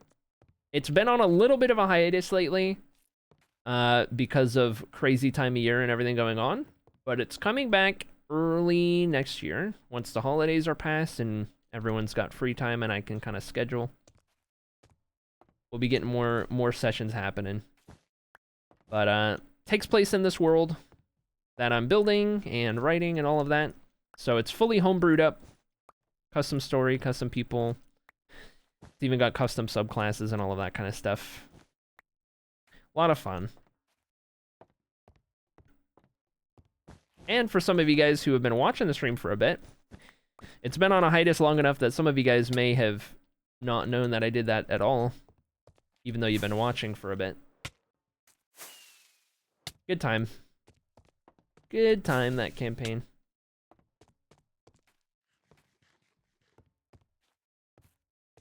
Never played D&D, but I recently started Baldur's Gate, and it's definitely my type of game. Just never had a group to do that kind of thing with. Yeah. The hardest part about D&D is figuring out a group to play with in the first place, but also a group that you like playing with that doesn't have like problems. That's the hardest part. Like once you get over that hump, there is nothing like D&D is entirely what you make of it. You know what I mean? So I think that's the beauty of it for sure. But yeah, getting a group, like, I've never played D&D in person because I don't know people IRL. You know what I mean? So I've only ever played it online, but even then, you can play it online and it'd be just as good. Okay, grab these.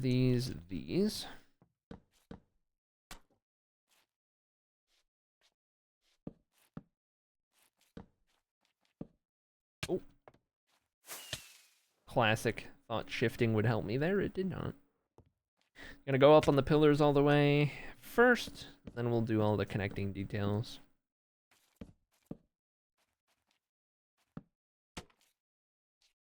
This makes our job a little easier. Doing the entire handrail, guardrail, stair rail, whatever we call it. Let me up. Let me up.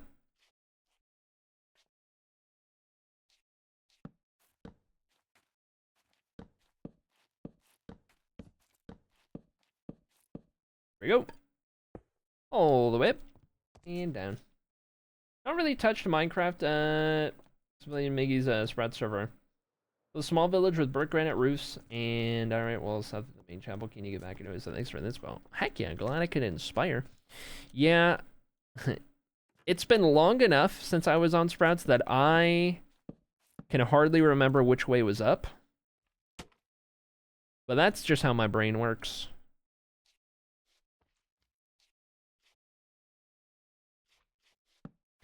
I do remember there was a lot of really cool builds on there. How much I do remember.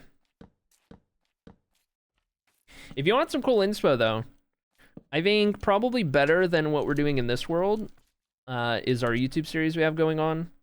I switched to YouTube as a primary focus. We have a series on there that's aimed specifically at inspiring. It's called Inspire, if you haven't already seen it. That's our main thing now.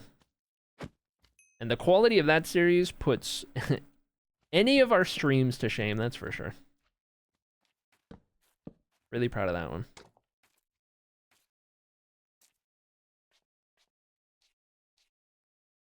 Next episode that's going to go out, by the way, speaking of Meggy, is the Meggy collab episode.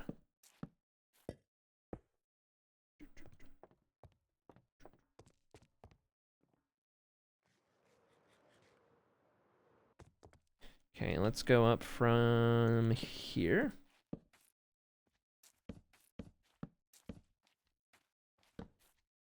Here's a real question. Are the slimes going to annoy me enough to relog the game again just to put the data pack on?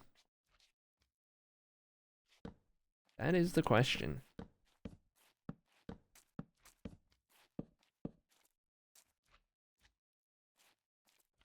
Likely story. Log. Blank. Log. Plank. Plank. Log. Plank. Log. Inspire, he stole the name from the calculator.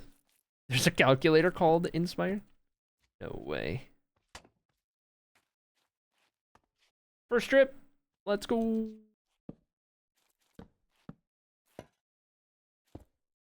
There it is. Got it. On the board. Alright, down we go. Start collecting them now. We still got the whole Hall of Fame to build, but once we build it, those drips will be worth a lot.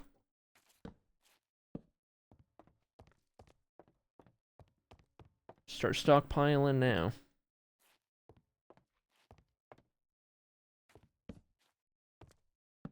I can get away with putting all of this in place.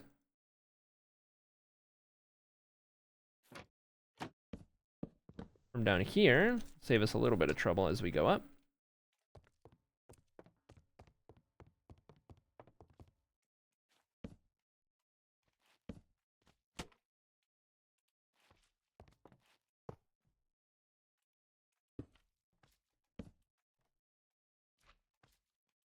It's good. And onward.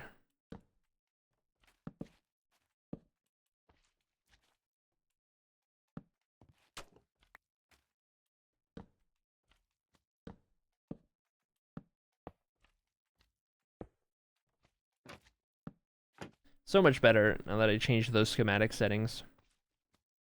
So much better. I just threw my axe. No, I threw something else and it glitched my axe. There we go.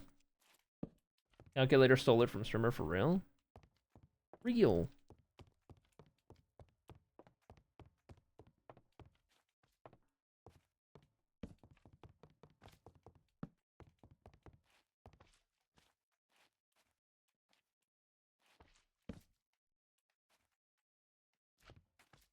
Can I? Unlikely. Gonna have to go down below. Classic.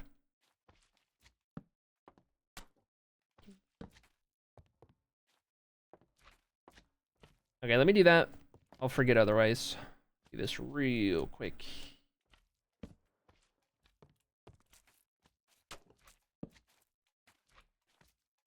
I can get it. I'm surprised I could reach that, actually. Flabbergasted, even.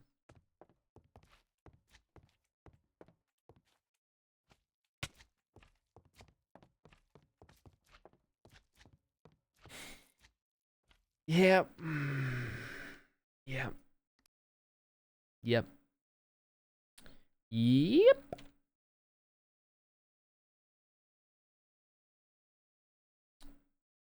I'm doing it.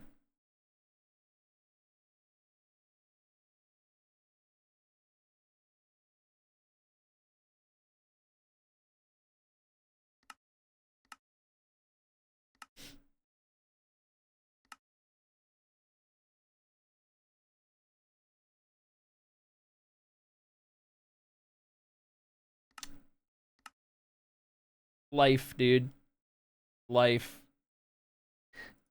I don't know if there is even a way to update it, Junie Love, but it don't work. It don't work. It don't work. It don't work. Oh, no, I need to exit. I can't remove it from my data packs without closing the game, but I can add it without closing the game. Crazy how that works. I'll look into it, yeah. So for the other two, I sent them to Fio, who does my other packs. And Fio said that it looked like they completely reworked. Or not Fio? I don't know. Somebody in chat, maybe? Somebody said they completely reworked how data packs are. I don't know. Beats me.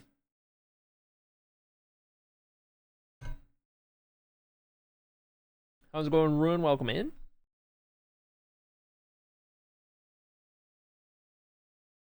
I don't know.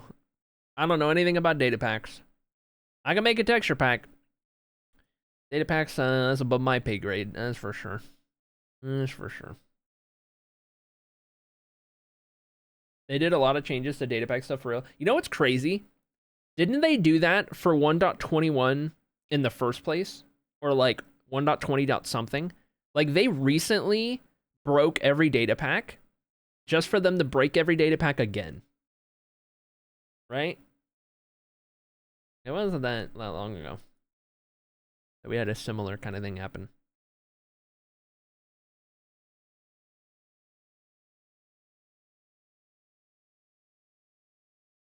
Relaunching Minecraft, by the way.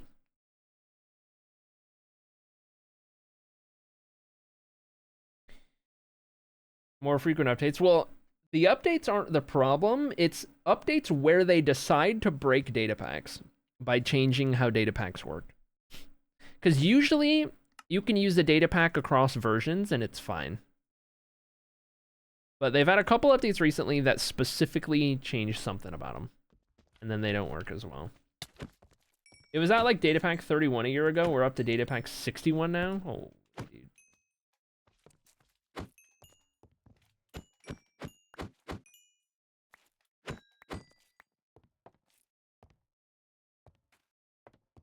So my life flashed before my eyes with that stutter. Okay, back to it.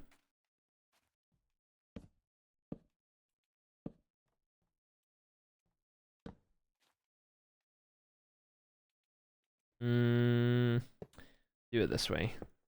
Those first. Then that one.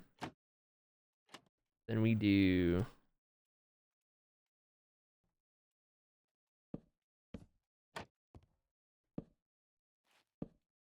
all of these.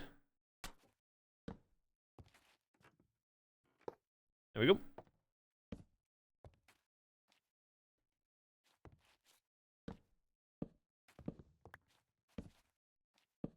There we go. Still using Vanilla Tweaks Redstone data pack that's very old. Interesting. I know the changes they're making are intended to help make things easier for pack creators moving forward, but because they have to make changes to how data packs work and make it easier going forward, it breaks the stuff that was made for the old way. Yep. Yep. Getting some attention now? Yeah. I mean, it's better long term. Better long term. Just, cumbersome to deal with in the short term.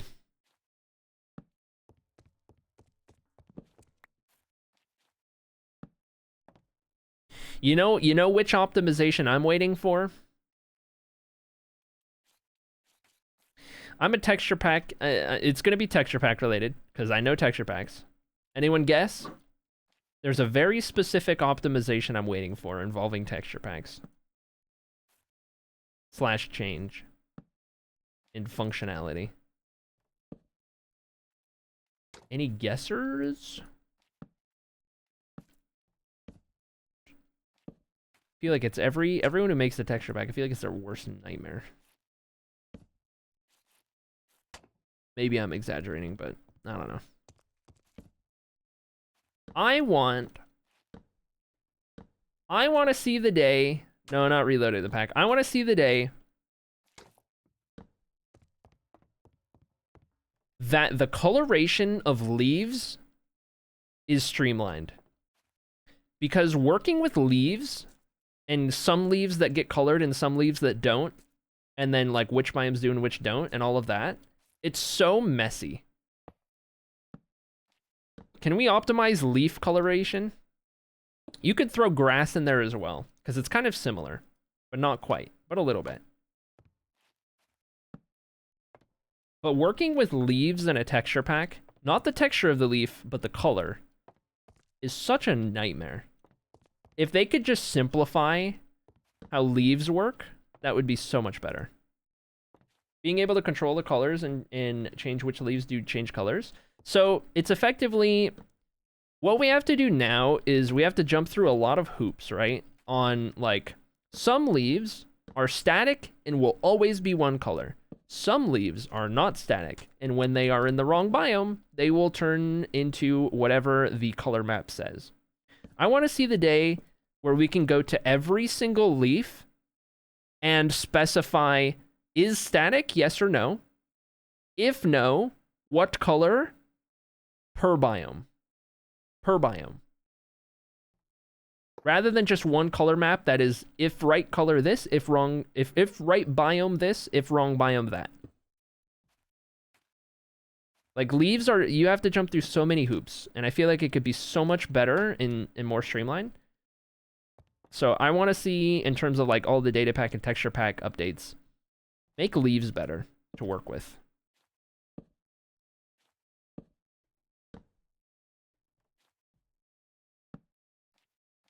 Great song, by the way.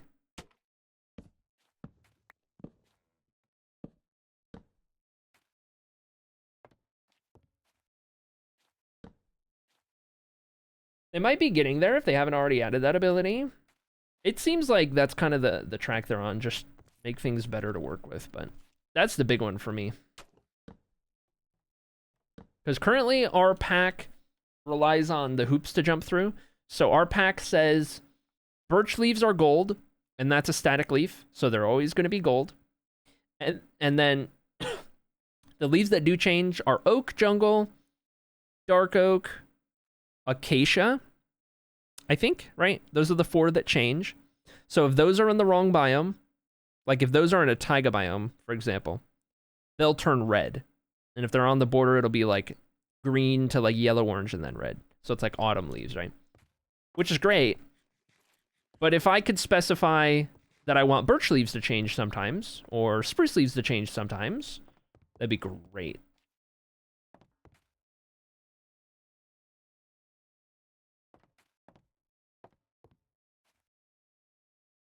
Okay, buttons there.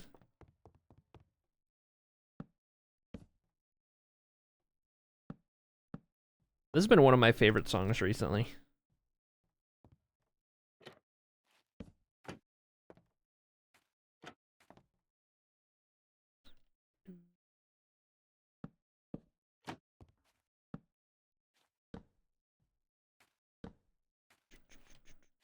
Get rid of that.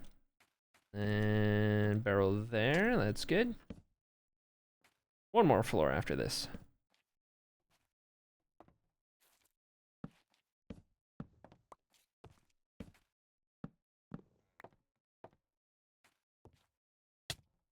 Okay. Did I do the side buttons down here? Sure enough, I did not. Typical.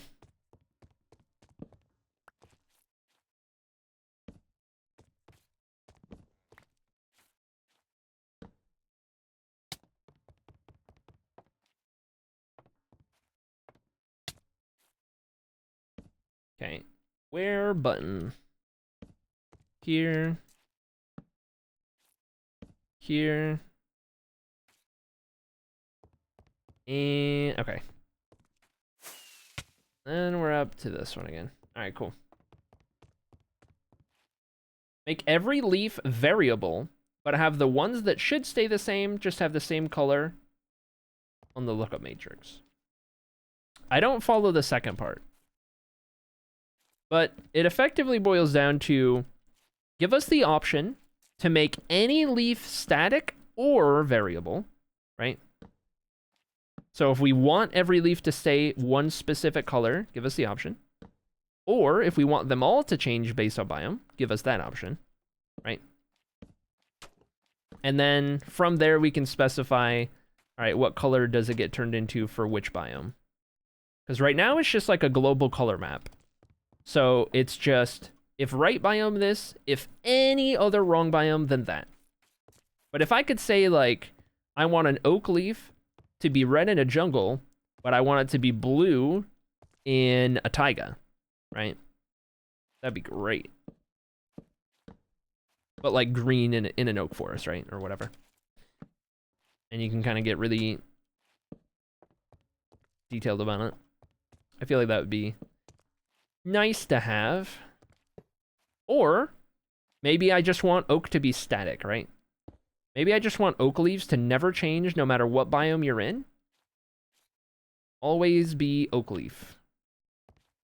And then I would have that option, right?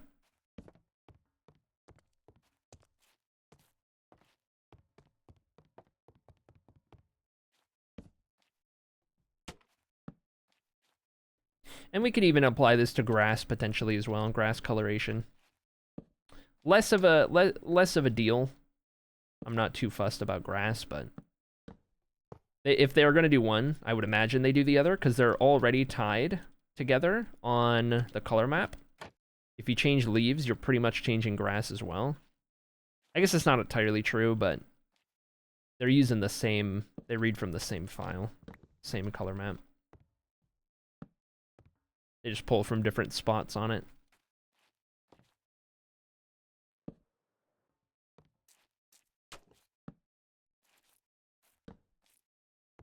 Still amazed I can reach that.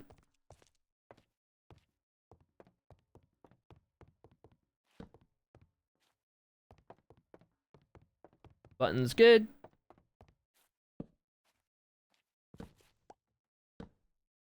Fix that so it doesn't connect. More of those. Heck yeah, dude.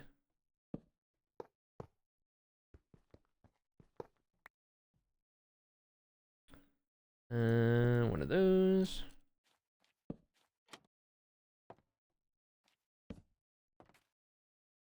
I hope I placed that right.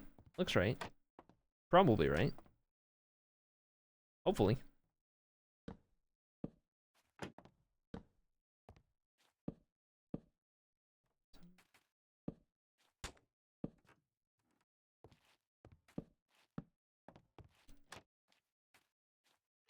Add one job. Okay, this will be cyan room done. To get all the way through here.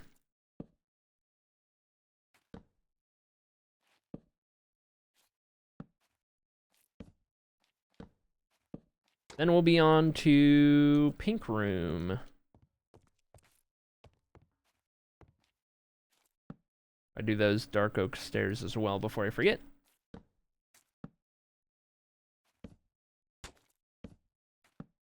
Beep boop. Oh, jeez.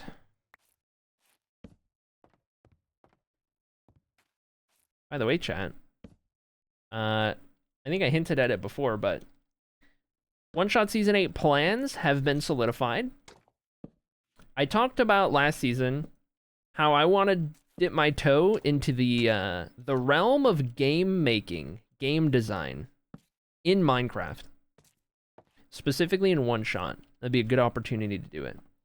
You know, we always got one or two people making games every season. Namely Dan, really good at game design in Minecraft. So Dan's usually got a fun thing to play. And then you get other people like Jester's done some cool stuff with that as well, off the top of my head. Sokka's done some really good stuff, right? I wanted to try my hand at game making. I'm not the only one. We have the shortest season of One Shot. That's going to happen in February, because it's February. So we're going to be teaming up. We are going to be teaming up with two others, all working towards making a game for other one-shotters to play in the season. So we're going to have a trio that we are playing one-shot with. This is going to mean a couple things.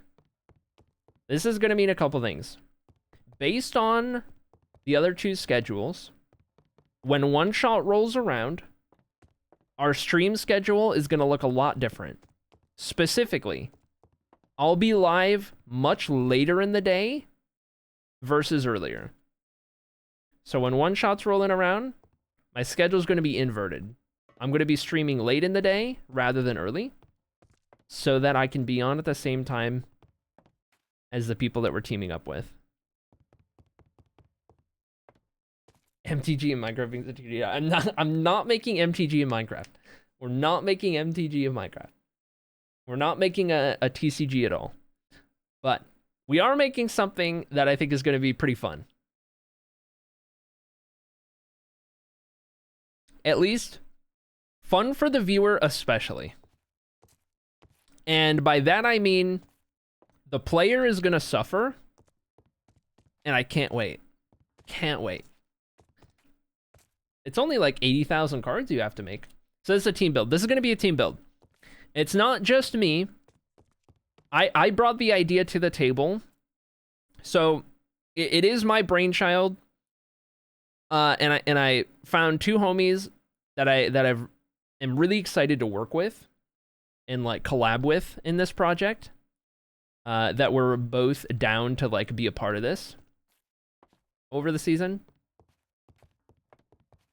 And it's really exciting. So they both stream like evening US time usually. So I will be switching my schedule in One Shot to be around that schedule.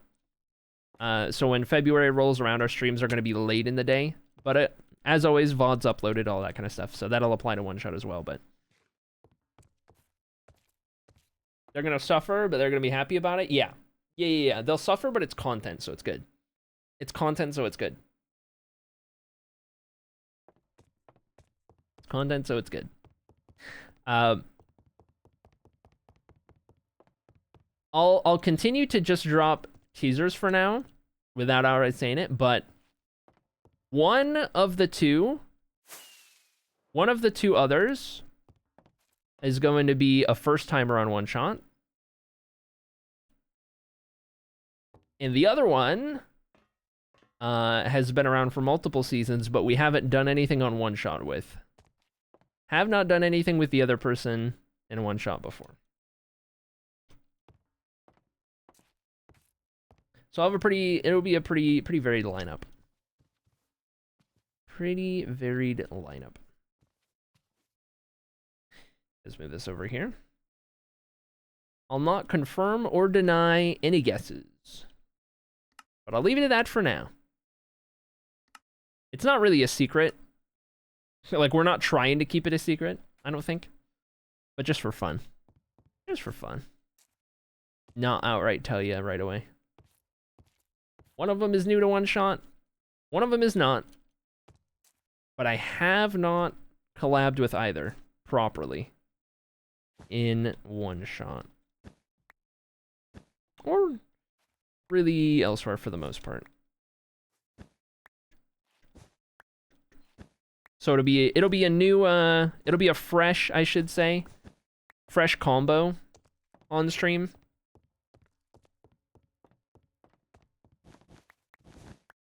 Something that we haven't seen yet in terms of like one-shot stream collab or whatever.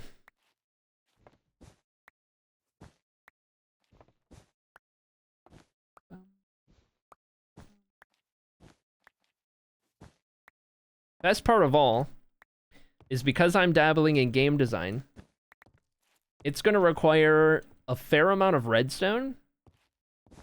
And if anything is going to force me to get good at redstone, it's this. Or at the very least, I'm going to have to learn a lot. So I've been doing a little bit of creative mode testing and experimenting and things like that in the early stages of planning for it, but gonna involve redstone, and I'm probably gonna take the bulk of the redstone work myself, given our lineup. Given our lineup, I would venture to say I am either the most redstone inclined or tied for the most redstone inclined, which spells disaster if you know me. Game design with 3 people who don't really do redstone is a recipe for success, surely. Success and nothing else.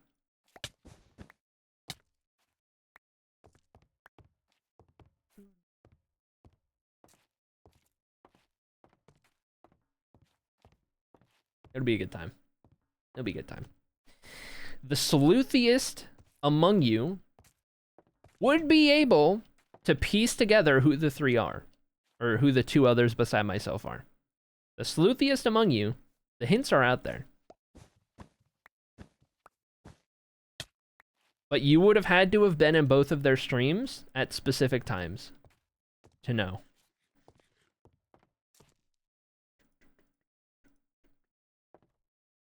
Okay, wool gone. I'm not that smart. You would only be able to piece it together if you were in their streams at very specific times. Like one-off times. Was I? Yes. You were in one of them at least. Don't know about both, but you were in one of them.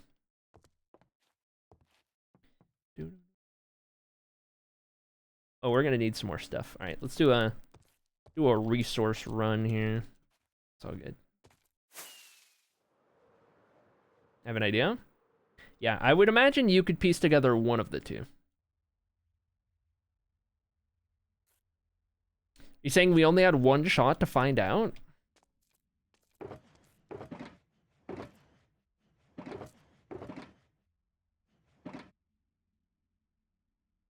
Okay. Yep. Classic.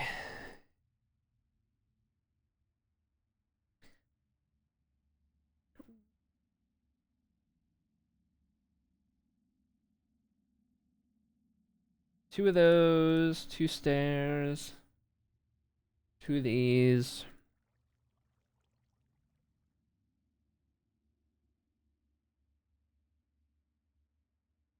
Probably need some more barrels. I'm gonna throw these in here. We'll do that. Do I have... Whoa, I just elytra glitched. That was crazy.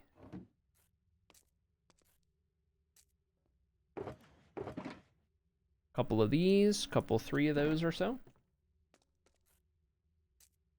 Waiting. Oh, he's not here yet. BD didn't catch that one. Safe.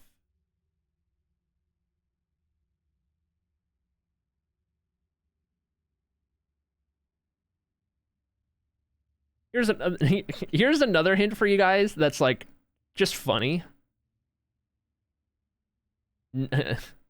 Neither creator is family friendly, which is just, you know, classic streamer setting himself up for one-shot shenanigans that are not family friendly. We're gonna do our best. We're still gonna be family friendly. I'm gonna do my best to still be family friendly and have them also be to the best of their ability, but neither one. Oh, there's Beanie, speak of the devil. Alright. Couple of these. Couple of those. That's good. Gonna need some more fences. That's not very many.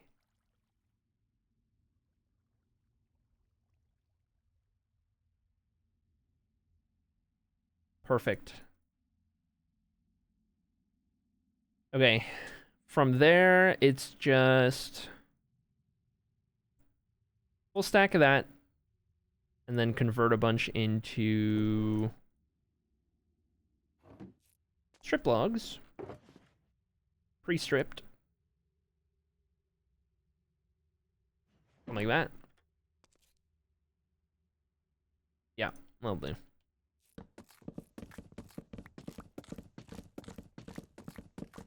Also, Beanie is requesting that you please check DMs at some point today. Noted. Wait. I know the DM. I literally have it typed out, and I typed it out yesterday, and I didn't hit send, apparently. I literally know the DM. I literally have it typed out. I must just not have hit send. I think what it was I needed to double check the very last bit of it, and then I forgot to hit send. Because I double checked it and I was like, yeah, that's right. And then I guess I just didn't go back and hit send. I don't know, dude. I don't know. I just work here. I'll have to hit send after stream. It's on my phone. Alright, let me do this. Yeah, I gotcha. Probably gonna need a caution message? Yeah. Yeah, we'll have a caution message in chat. But it's also not gonna be like Copathon and other seasons where it was like dropping family friendly for the season. I think it's just a little too confusing if I do that. And with more and more people coming in from YouTube, I think we got to be a little more strict about it, which is fine. But we'll have, you know, we'll probably, if we don't have anything else to be pinned in various streams, we'll probably pin something like, or I'll just have it on a timer. Be like, not everyone on the server is PG, so you may hear known PG things, whatever, warning thing. I need to swap the glass. Speak, man. I need pink. Go big or go home, I guess. That's really all I have. All right. Well, let's do 8 would equal 10. 16 would equal 18. 18 is divisible by 6. Therefore, that is the magic number. New recipe unlocked. Oh, bundle. Yeah, look at that. That should do. Maybe some more spruce buttons. We actually use quite a few. End of the workday at the latest. Appreciate it. Oh, I got you. I'll do it right now then.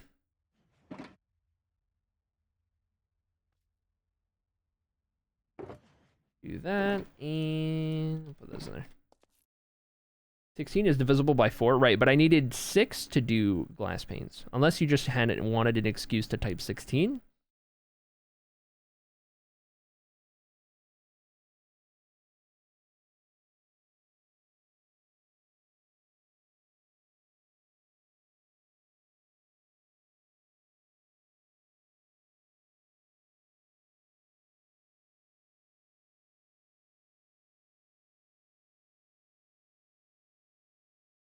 Unironically, my favorite number now. That's crazy.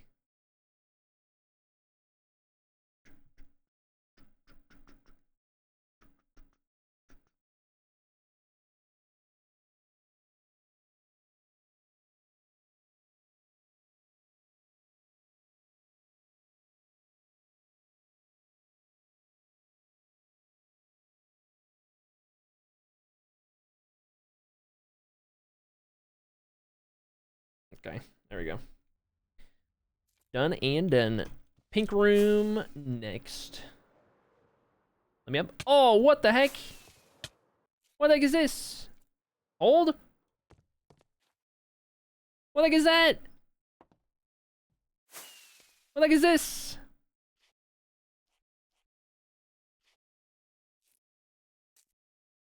What the heck is it?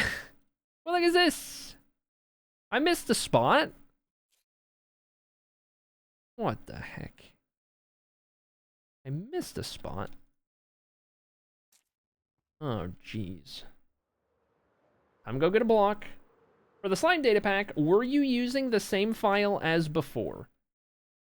The file I have is no_slime_chunks. It's from November 11th. That's all I know. It's the same one that was already in there. Same one I had loaded in. The last while.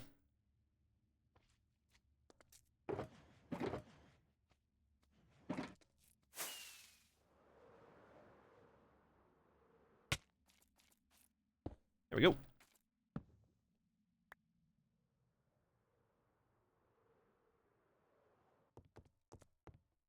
Down we go.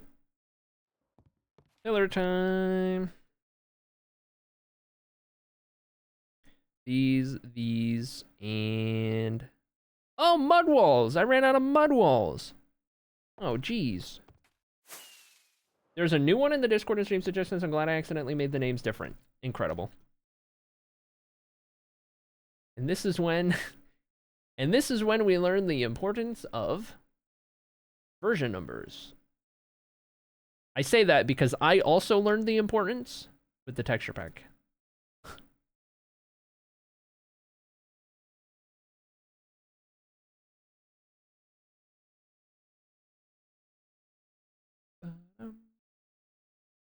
Yeah, I never got that one, that's right.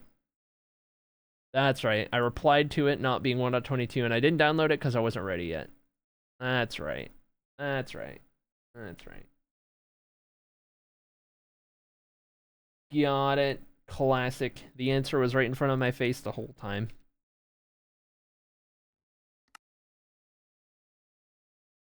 So previously, I was able to add it from the main menu. I just can't remove it from the main menu. I guess we're going to see if that works.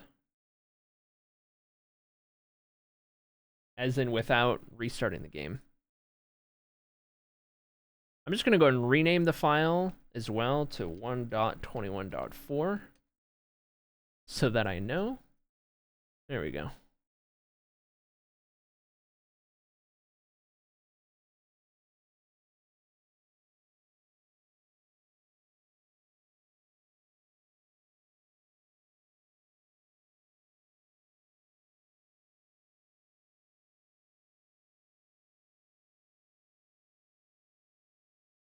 Okay. Good. In we go. Sometimes I really wish I knew the context behind the yellow title messages, but sometimes they're better without it. Oh, what was the message? Took me a second to realize what you're talking about. I didn't read it.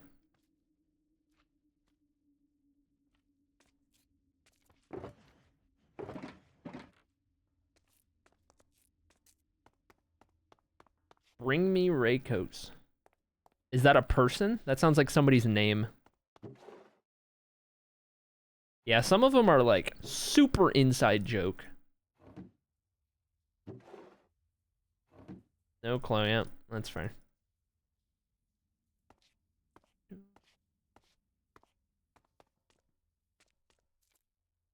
Oh, whoops. There we go. Now then, let's actually get these built.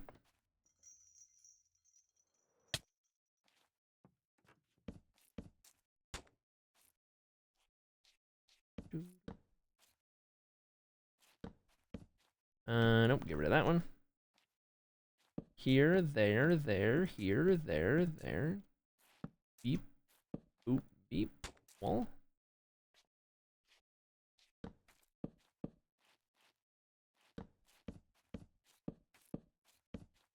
And up, and up, and up. So I mentioned earlier, I've finally been able to play a game in my free time without feeling like, without the miserable feeling of why am I doing this? I'm wasting time. I need to be productive, etc., etc. That had been plaguing me for a while. It's kind of on and off for the past couple years, but really bad recently. Finally been able to play a game recently. Started playing Stardew again. I think secretly a part of why I can get away with doing that is it's such an escapism game that it makes me forget about feeling that way. Because I'm just living my best farm life. So that's probably why. But, been playing it on a new save. Just to myself. And I have been playing modded. I'll have you know. I talked about it our entire Stardew playthrough. I was gonna play modded. Because that is my thing. Like, whatever other game I've played, like, if there's a good modding community, I always dabble. I always dabble.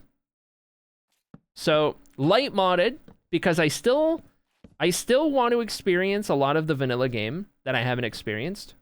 Specifically with, like, different villagers and stuff. So the mods I've been using, like, some of the, like, go-to quality of life ones, I have the mod where you can see where everyone is on the map. Most useful mod of all time, by the way. Just check the map if I ever want to know where someone is. Honestly, can't live without it now. Also, I have the one that puts your XP bars on the top left, so I can see how far in each level I am, which is also really, really useful. Been using that one. I have some other things, like the craftable thing to change your appearance at any given time, because sometimes I just want to change it up. So I have that. I started on the second farm option. I figured I'd just go down the list. So the second farm option is like the fishing one. Like the farm is full of lakes and everything, and you start with like the smoker or whatever. So that's the farm I'm using for this one. I'm trying to think. I have a lot of like less prevalent ones that I can't think of off the top of my head. Hold on. I can tell you.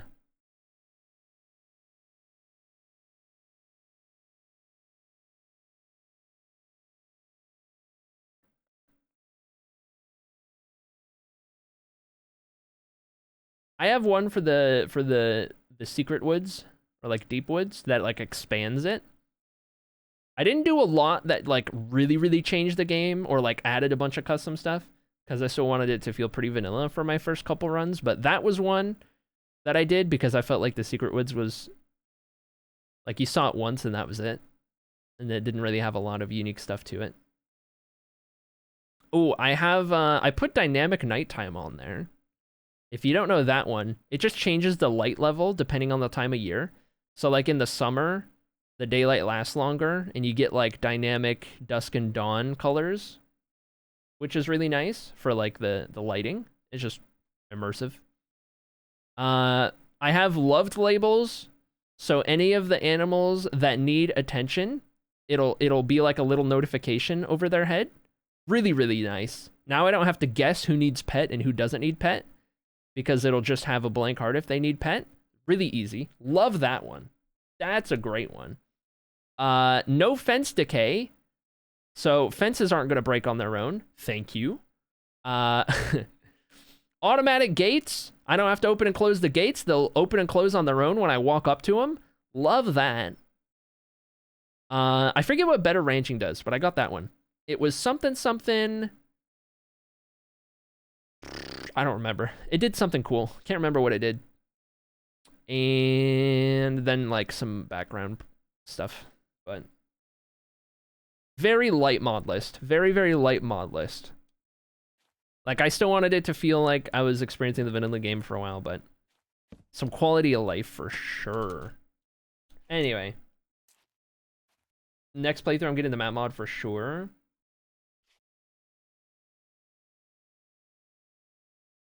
I'm currently cheating on Elliot in my long-term save, and honestly, I feel dirty, says Rebecca. Oh, no. To be fair, as human, we shouldn't feel the need to constantly monetize our time. Money is a human construct, not a natural one. Oh, you're preaching to the choir, Empty Knowledge. You're preaching to the choir. It's Wednesday, so I can say the C-ism word, okay, in my defense, okay? It is entirely a result of the capitalism that we have embedded society in, Western society in, specifically. That feeling of every second needs to be productive and monetized comes from that. 100%. And plagues a lot of people. I want to know more about what Rebecca said. You can literally date all the villagers at the same time if you want? That's crazy. I'm married to Elliot, but Haley and I are going steady, says Rebecca. I can't stay away from her, says Rebecca. Also, Alex cannot have her.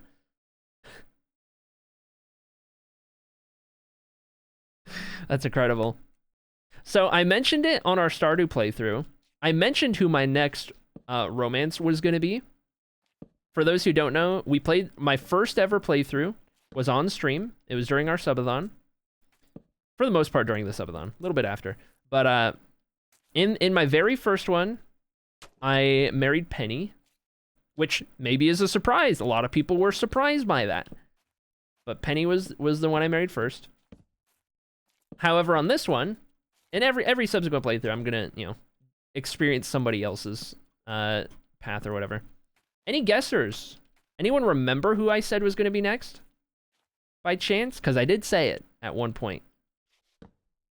So either a good guess, or maybe you remember. Either way. Any guessers? Robin. No, okay. I would need a mod for that. I currently don't have any mods that change who is romanceable or add characters to the game. I didn't get any of those mods yet because I didn't want to get that modded yet. But eventually, just not yet. But Robin Peepo Wish, I hear ya. Preaching to the choir. Don't say Emily. Do not say Emily. Don't say Willie. I watched a 2.5-hour video essay the other day on the failures of capitalism. It was glorious. Can I get on my soapbox for a second? If you can watch the heavy topics about stuff like that without it like dragging you down too much, Second Thought is a really good YouTube channel. Really, really good YouTube channel. That's it. I'll just leave it at that. The Wizard. Elliot for sure. After you tell us who you're dating. Beanie got it right. I am pursuing Leah on the second playthrough.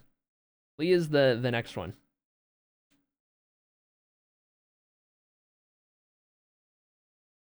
Soapbox was smaller than expected.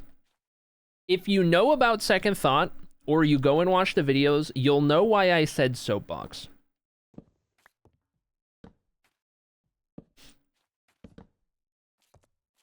But I'm not gonna get too into the weeds with it. I've been pretty clear about my worldly views, but never more clear than if you watch those videos. So watch at your own, whatever the word is.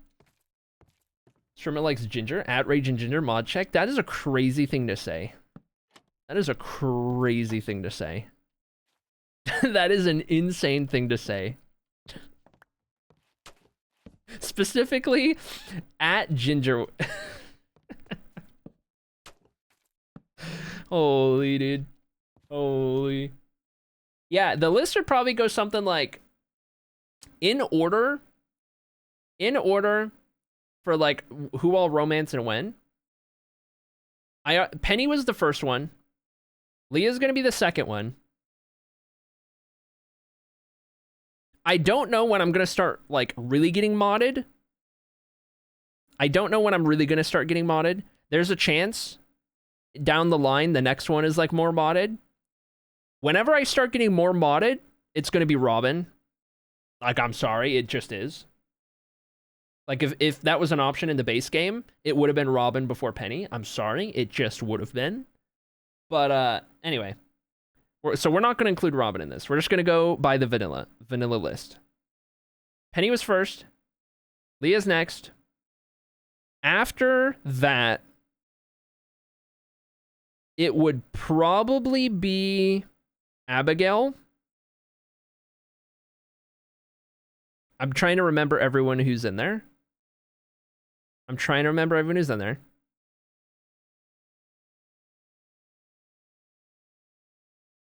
Yeah, it would probably be Abigail. And then...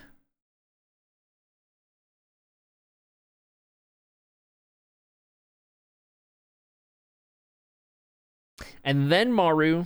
And then Haley. And then we get to the spicy stuff. Actually, I forgot Emily. I did forget Emily. My bad. I forgot Emily. Penny, Leah, Abigail.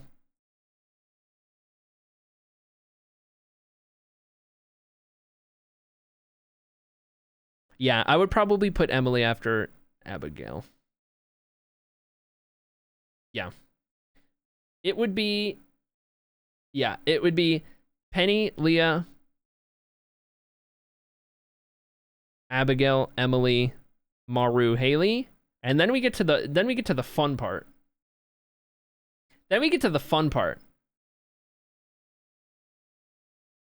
So of the dudes who I will romance, by the way, I will. First, number one option.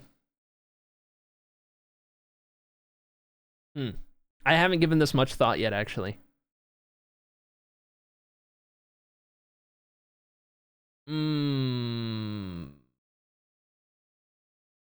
Surely not Harvey, please.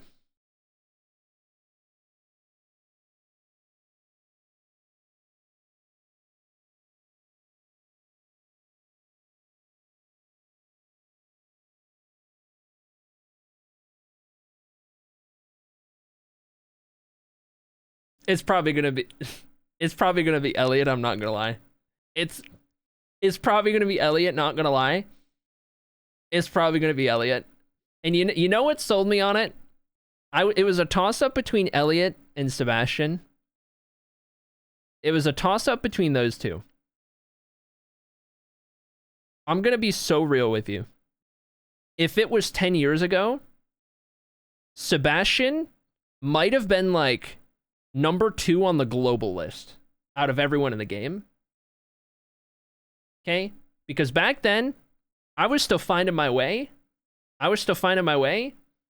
And I'll be the first to admit, I was feeling really experimental to find my way. Sebastian would have been like top 2, like in at all. Nowadays, a little different. But Elliot's a writer, and I like that. So Elliot's probably the top of that list. Then I'll put Sebastian. And then...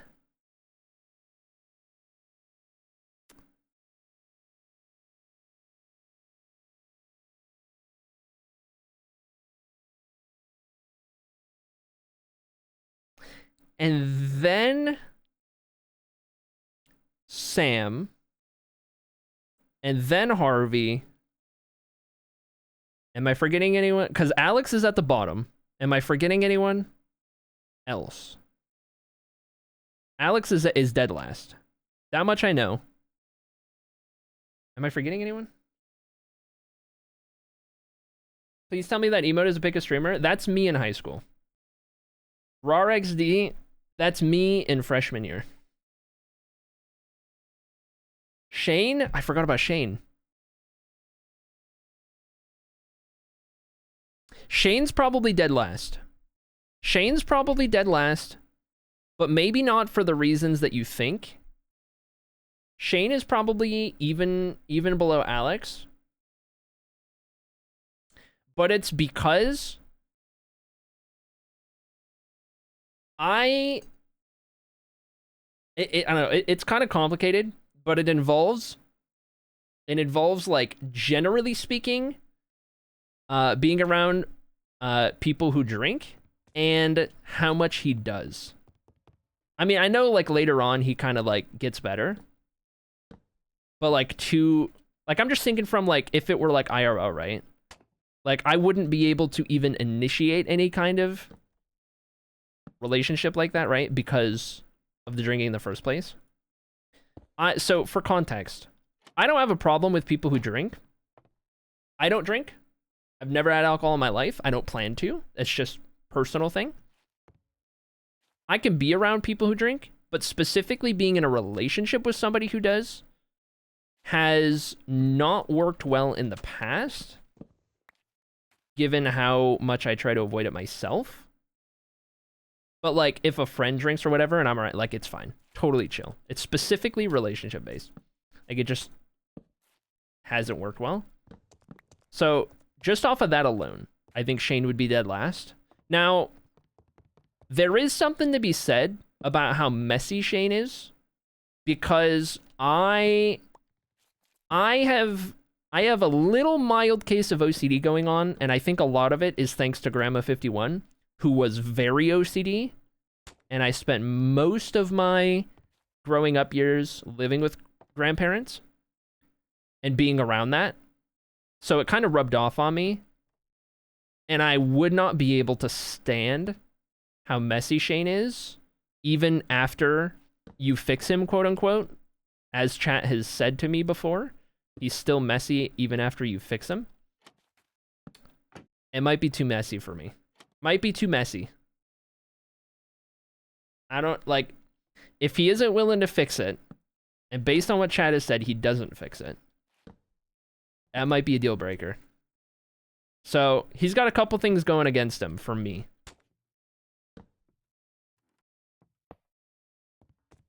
My friend romances Shane every time, apparently. He has a whole redemption arc. Yeah, that's what Chad said. Except he doesn't get... He's still messy. He gets his redemption arc regardless of marital status? Yeah. His room's always messy. I find your thoughts on drinking extremely relatable. I'm the same way. Let's get out of here. It's an uncommon... It's a really uncommon way of thinking. Or, like, approaching it, but... And, like...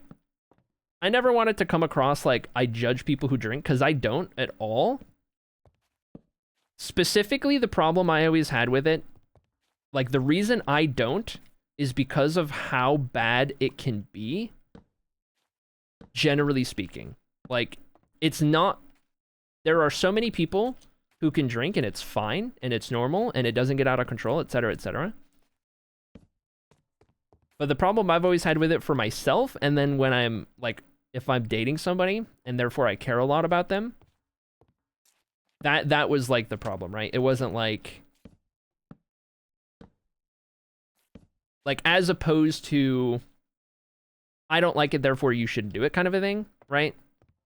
As opposed to that, it comes more from a place of, like, I can't stand the thought of touching it myself, and therefore, like, the same worries that I have about myself, I would kind of project in a way, you know? Was kind of, I think, where it stemmed from. Is kind of the idea. I think it's a number of things. I have a very addictive personality. Very.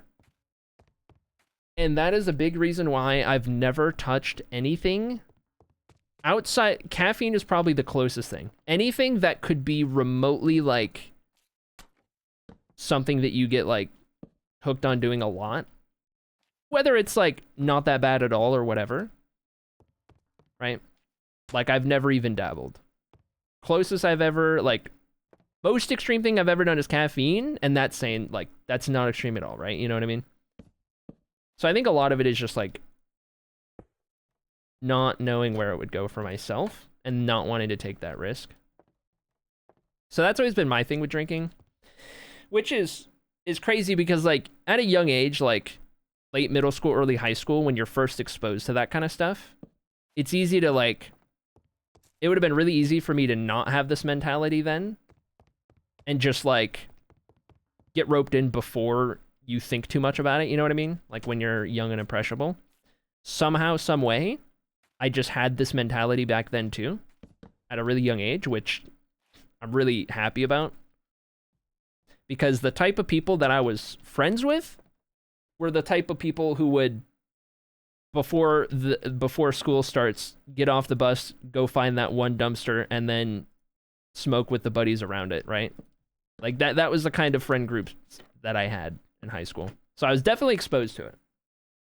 I'm just glad I had the mentality I do now back then, so that I didn't have to, like, look back on it, having the mentality now and being like, dang, I wish this or that, you know?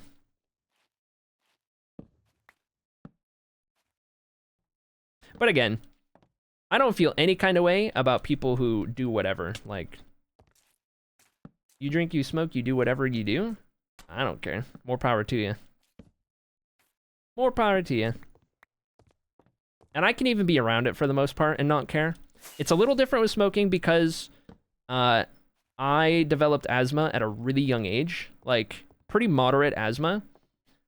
Because my parents smoked in the house all the time. So that does bug me for health reasons, but from, like, any other standpoint, I don't care. You live your best life. That makes sense? Hope I explained that well. Anyway.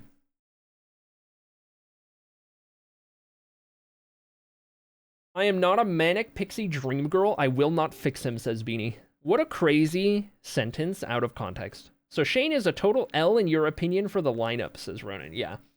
Do I need to, is there a tier list? There's probably a tier list. Are we going to do a Stardew tier list? Villager tier list? Stardew Villager tier list. We're doing it.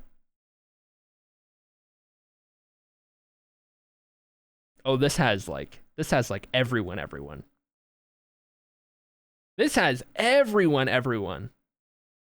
Whoa. Okay.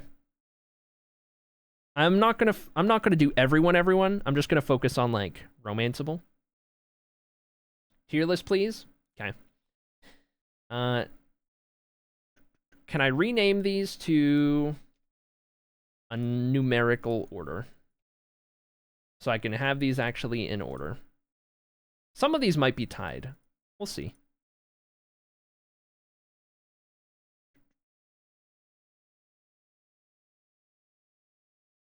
How many romanceable are there?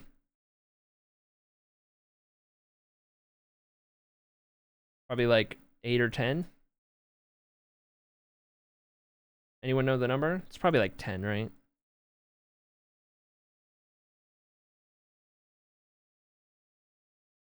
I'm not even going to change the colors. I'm not going to worry that much about it. Okay, number 1. I'm blind. Oh, there's Penny. It's 16? 16 romanceable? Wait, really?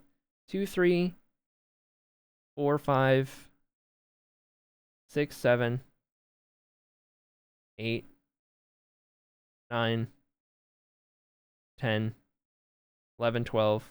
Oh, it's 12. It's 12.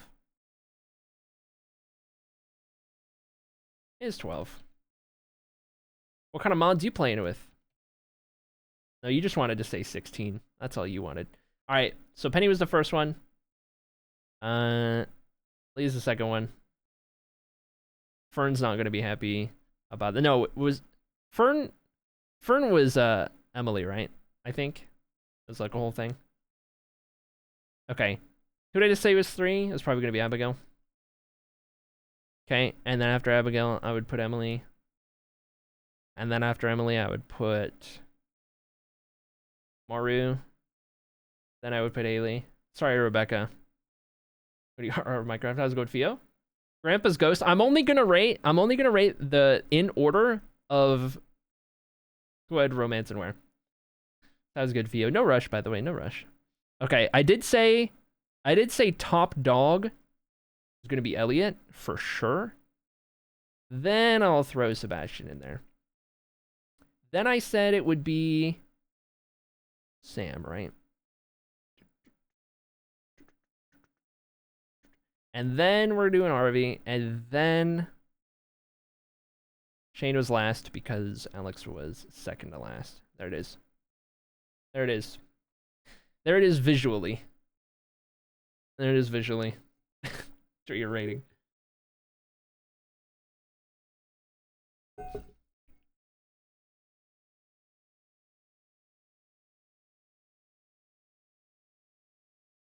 Anyway.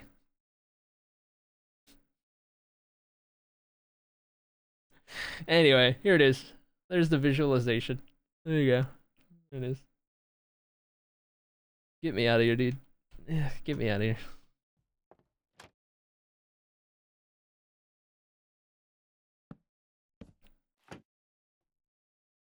I actually think this list rocks.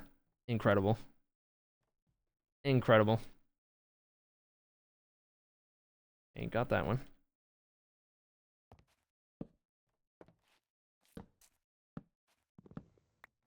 Keep in mind, that list is coming from somebody who is I would consider myself pretty solidly a straight dude. So the order might change if that wasn't the case, for sure.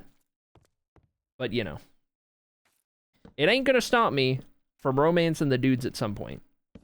I will say that much. That's why they're included.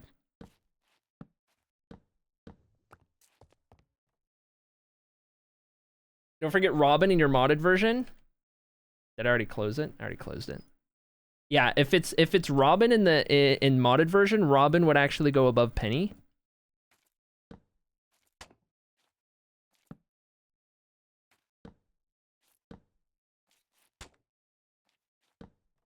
For sure. Sorry, Demetrius. Would you romance the mayor, then break his heart for Marnie? What kind of a question?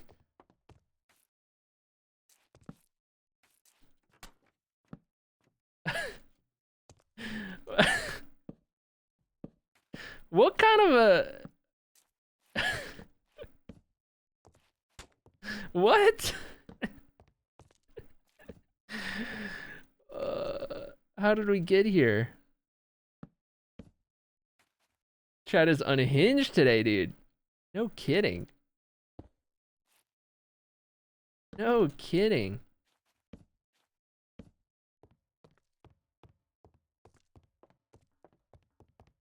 Homewrecker Ronan.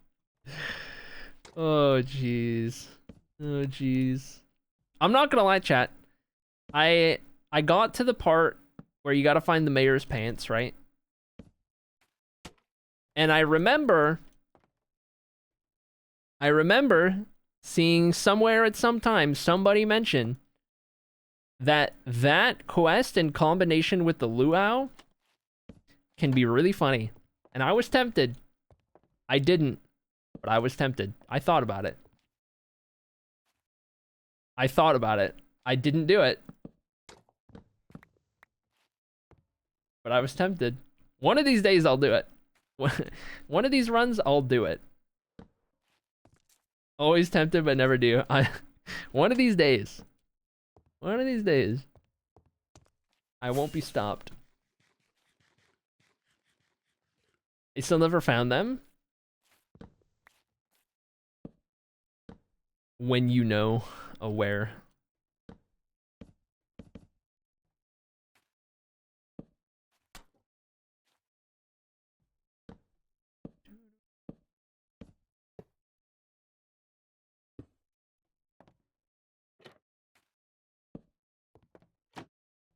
Range display at the Harvest Festival is also good. Oh, for that? Oh no. Oh no. Oh. I love that you can do all of these little things in the game and like they were accounted for because it's just got that much attention to detail. That's so good. A lot of interactions with the shorts. I love that. I love that.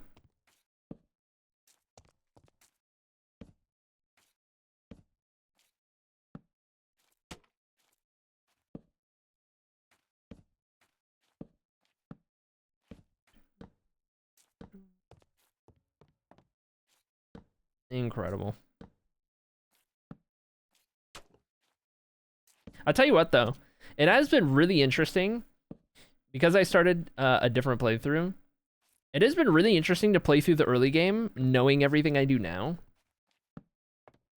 from playing like as far as we did on that first one. Coming back to it for like the first time experiencing the early game after having like learned everything about the game ever.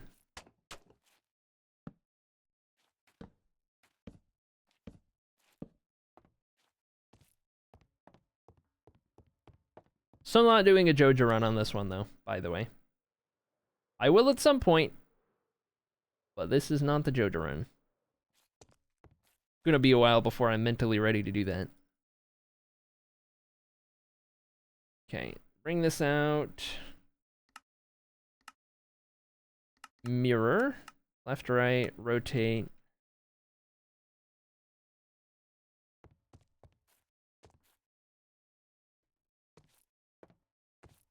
Bring this out to here. There we go.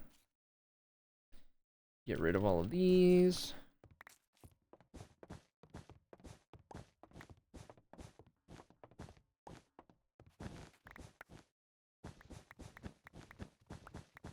Then we'll go take a look at if we need to restock anything after that. Probably do.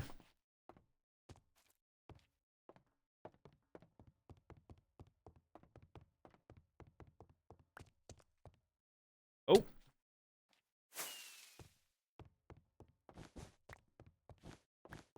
And up again.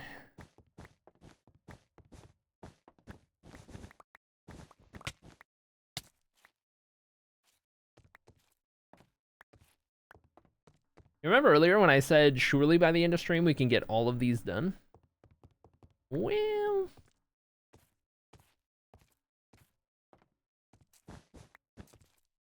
about that.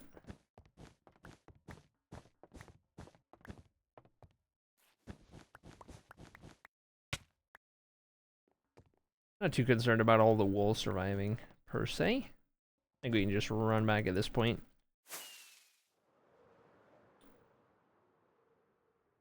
Probably more logs. More mud walls. More stairs. A handful of things that we could use more of.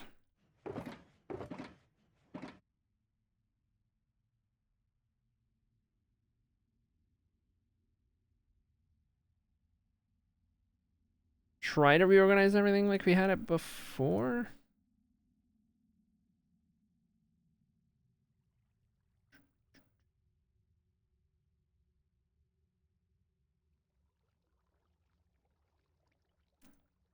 Two things for logs, two things for stairs.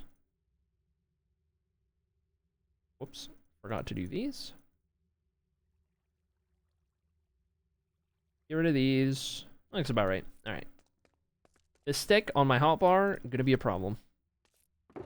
Only a matter of time before I accidentally click the schematic over here. All right.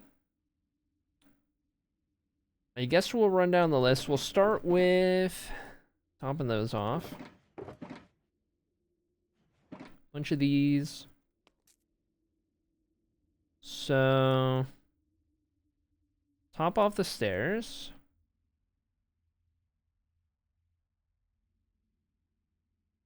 Top off the slabs. Buttons. I guess a couple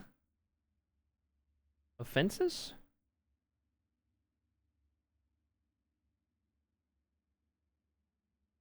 The rest in defense gates. That'll work.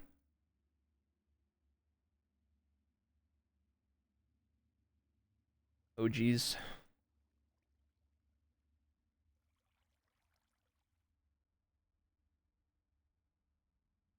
Almost messed up. I know you saw it. It's okay. I can play this game.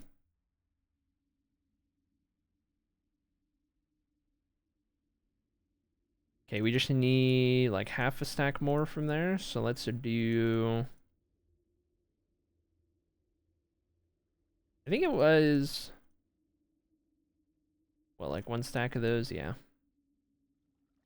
I just don't have enough planks.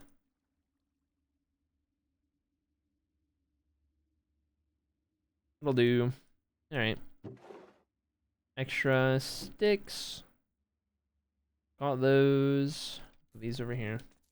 I would end up reassigning my schematic tools so I could use my hand sticks as needed and use whatever I had on hand to use as the tool. When I had schemes up for long periods of time and such, right? For me, it's just a lazy problem. It's just a, well, that sounds like a lot of work kind of a thing. You know? I made my tool an arrow. That's fair. That's fair. I wonder if moving the mouse means you're more likely to strip it before it breaks. I don't know. I just feel like that's the thing. How's it going, Jade Dog? Good to see you. Hope you're doing well. Dang, I already drank all that.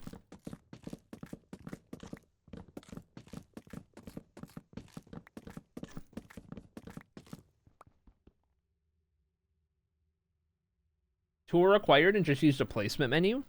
Interesting.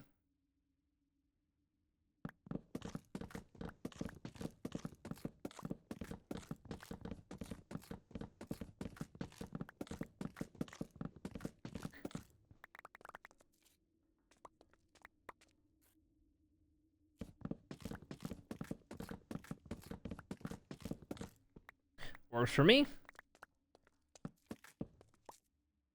Somehow my math was wrong. All right.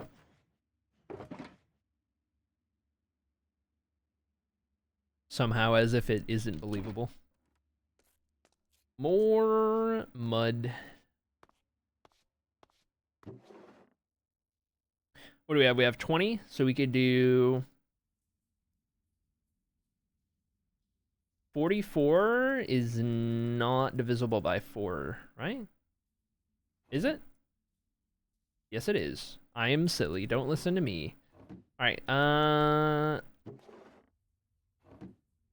Enough of this.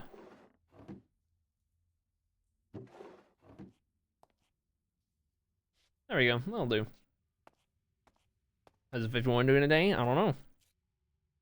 I don't know. Haven't known for a while. Don't listen to streamer. Well, maybe sometimes. Well, maybe sometimes. Muting now? No, wait. No, wait.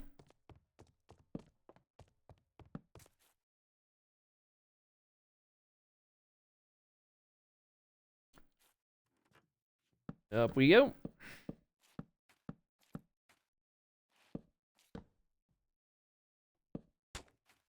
Let me up. There we go. And up there and here.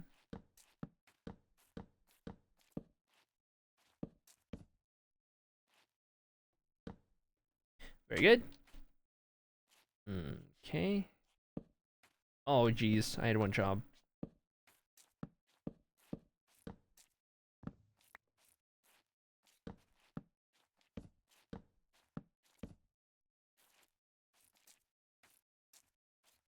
I guess it doesn't super matter which blocks I place where, but we've pretty much been doing it this one way all day, so might as well stay consistent.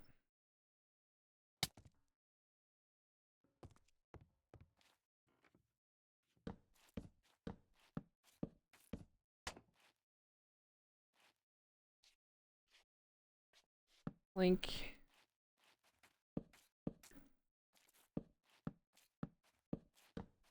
And up again.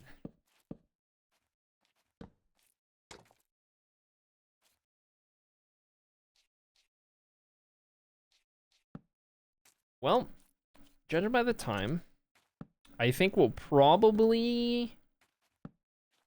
get pink room done. And then maybe we can get the first one on green, or at least get started on green, which will be the last room we need to do this on.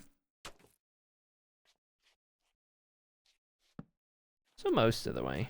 That's not too bad.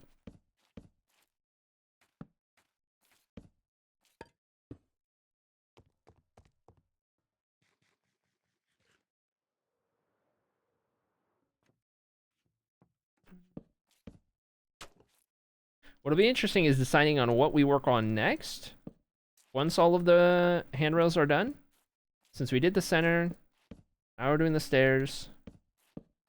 I think it's probably shaping up to be starting to figure out what we're going to do on that back wall for each room. Or we do that central bookcase column. Or we take a look at the walls at the end of each hallway, which are currently just blank. No, like nothing interesting going on. Potentially.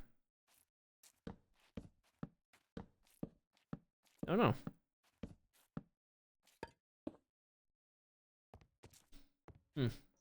And back to lurk before I ask more unhinged questions.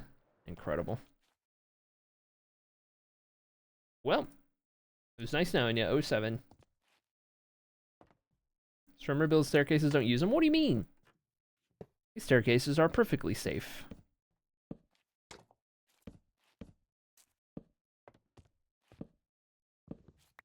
There we go.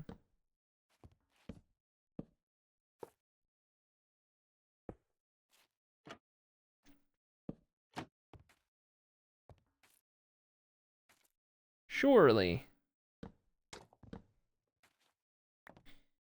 Nay, not so fortunate. It's alright. That'll help us get that set up. That'll be alright.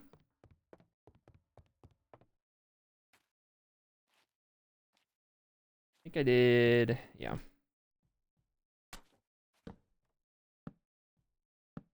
And away we go.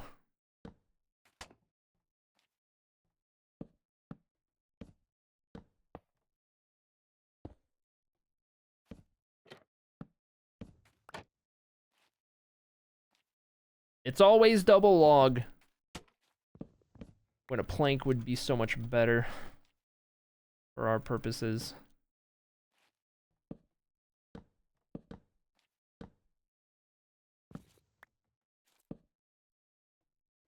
Okay. Get this before we forget. Let me down. There we go. Nice. Oh, man, River, how's it going? Button. Second button. Seems to be doing the thing.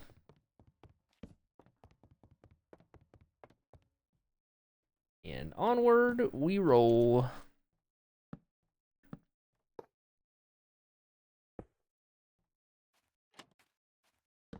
For those who weren't here earlier in stream when I mentioned it, there will not be a stream on Saturday like there usually is.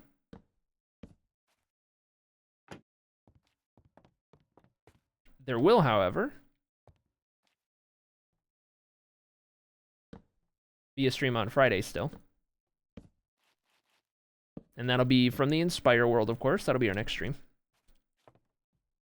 Be from that world.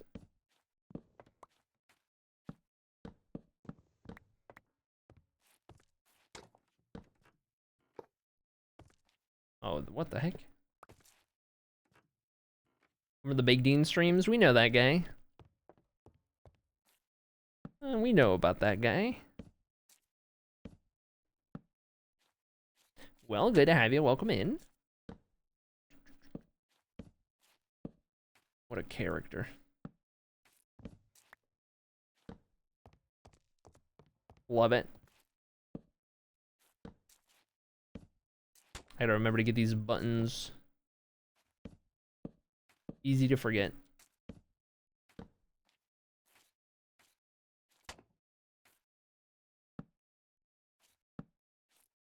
Oh boy. Big Dean, aka Emily. You know what the worst part is? You want to know, like, unironically, what the worst part is? The entire first Stardew playthrough, where we were romancing Penny, Emily was there around every corner. And I am on this other playthrough off stream, trying to romance Leah. And not only is Emily around every corner again, but also always has the same level of hearts, if not more, than Leah has. It's like all over again. I am being subjected to the Emily thing all over again.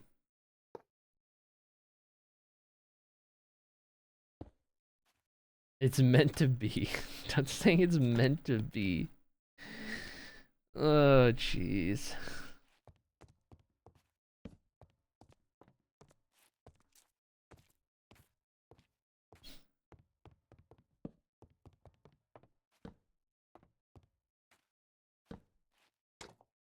To say soulmates. Emily will have to wait until after Leah and after Abigail.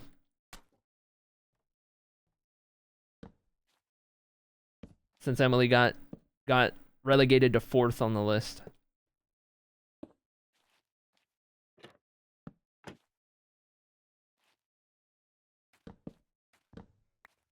I think you secretly like Emily. I don't have anything against Emily. Some of the memes that have come out are really funny from that whole saga. At the end of the day, Emily is lower down on the list. I think less to do with Emily herself and more to do with the others. The others that are above her just having more qualities that I like. I think is what it comes down to, probably. Like, Abigail gets a big boost from being a gamer. Right? That's a big part of it.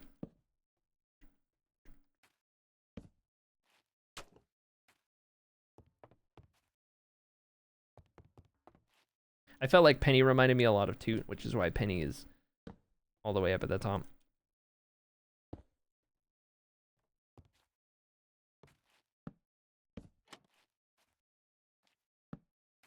Not in every way, though. Like, Toot and Penny are different. There are just certain things that stand out that remind me. Like, Toot's closest comps are either Penny or Abigail. Just depending on which elements you're taking into account. Somewhere between Penny and Abigail, some kind of hybrid. That would be Toot.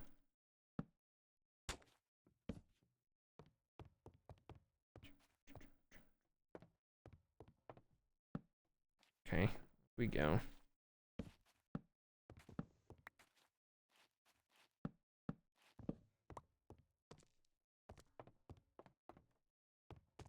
Okay. There we go. Like carved in a heart on a tree forever. Holy, how's it going, Grace? Welcome in. Was it the home wrecking or the incident? So far it was like a combo all at once. Like I got hit with the little fight between her and Haley in the house, right? Got hit with that, and like the very next frame, got hit with the one where I'm in Emily's dream or whatever. Like back to back, and it was like around Emily's birthday or whatever. And so there was that, and that was probably a part of it. And it was just like a bunch all at once. And then all of a sudden, next thing I know, Emily's got like the most hearts. And I'm like, okay, well, here we go again. Can't wait to get invited to her bedroom and drugged again, like on the other playthrough. Oh boy.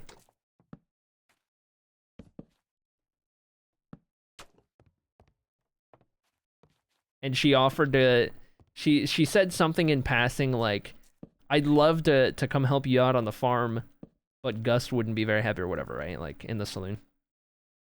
And I was like, yep, I'm sure you would. I'm sure you would love to come over on the farm, wouldn't you? I'm not safe from you in any file save. Doesn't matter what character I make, you're still insistent.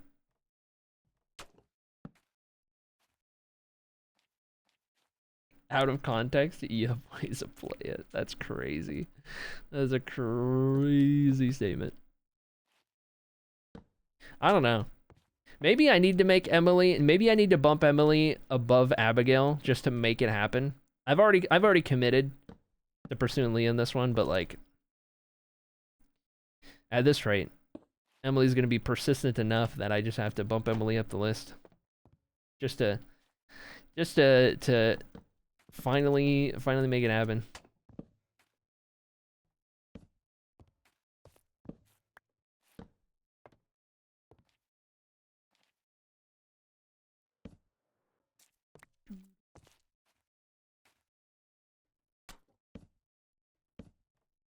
There you go. Did these buttons? Alright, cool. I did not do these though. Whoops. Did I remember to do these on the other side? Surely.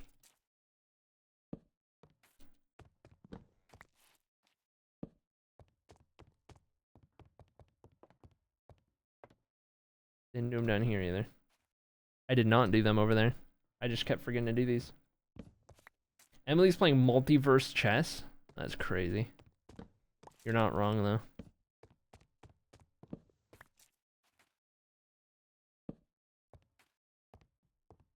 Okay, so I gotta do these over here as well. Oh, I did it on these two. Check the next floor. Why is it that you think bamboo is the only block that gets a mosaic version? I think it just fits with how unique bamboo is. Like, it doesn't really follow the other wood types in any way, for the most part. Like, its boat is different. It gets a raft. It's got mosaic versus the others that don't. It's not got a proper log. It's just kind of block of bamboo. I think it's just more in line with the fact that bamboo is kind of its own thing. It's like a pseudo wood. So it just gets like a unique thing as a part of that, I guess.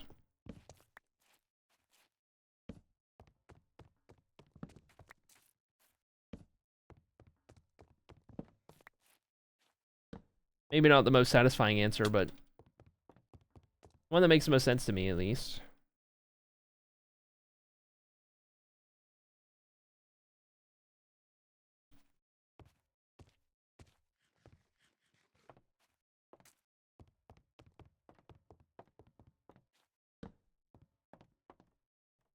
Up we go.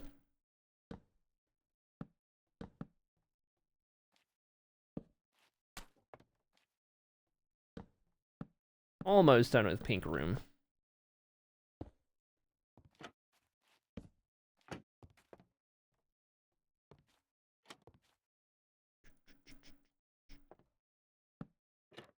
Oh. I'm so glad we have that little dark oak trapdoor right there that we can just flip to give us access to that little spot. So nice.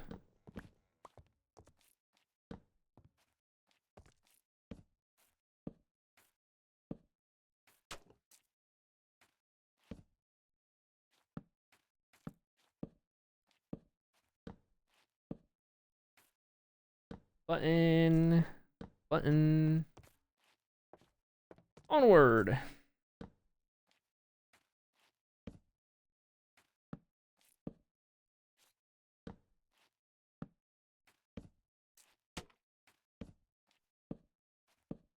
Made pretty good time on this floor, actually. Or this side of this floor. Bodes well.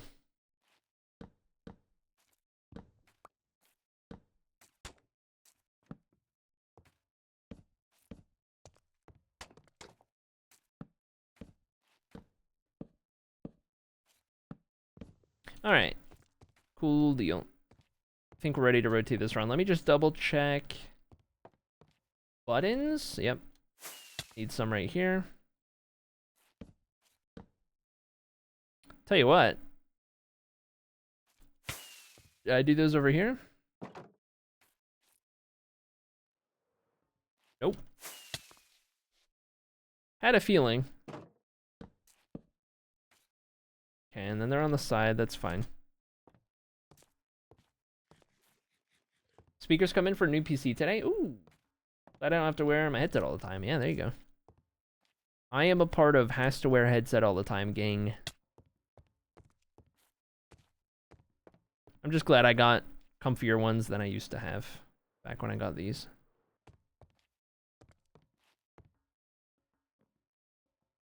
Less bulky, a little more comfy. All right, ready to move this. Max out my volume and use my headset sitting on my desk as speakers. Unhinged. Unhinged behavior.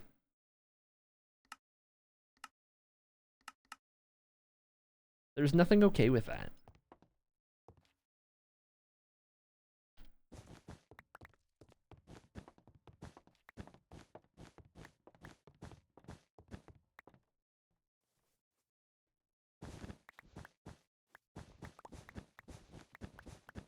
On that too. Chaotic. It's so chaotic. So bad.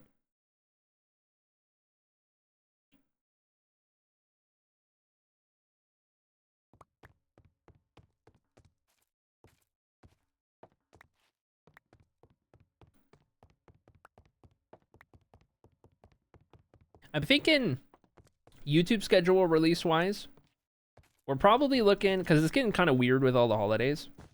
I think we're going to have an episode out before Christmas proper. I think we'll have the next one out before then. And then we've got like New Year stuff coming up. This episode will be number 9. It'll be interesting to see how everything times out on if I get one done between Christmas and New Year or not. Because whenever I do episode 10, that also means the movie drop happens of episodes 6 through 10, all into one. Don't know how that's all going to shake out, but I think I'll probably at least get 9 out before Christmas happens.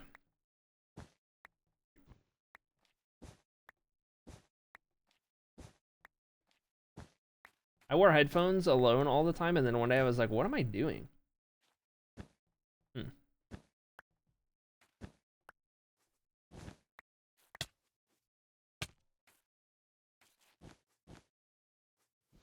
Just got jump scared walking into my room. Like there was an extra plushie on my bed, and it was just extremely fluffy cat awkwardly standing, playing with them. Wait till you see my browser extension that lets me go up to 600% volume. Crazy. I am concerned for your eardrums.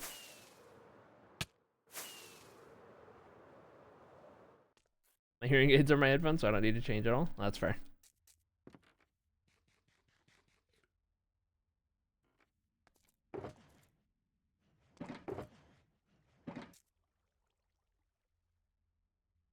Okay, get all these sorted yet again. Gonna need to swap out the glass.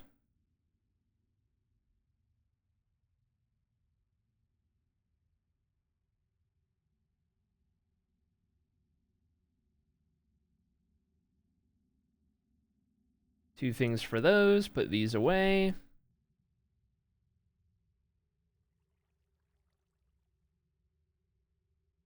And restock again.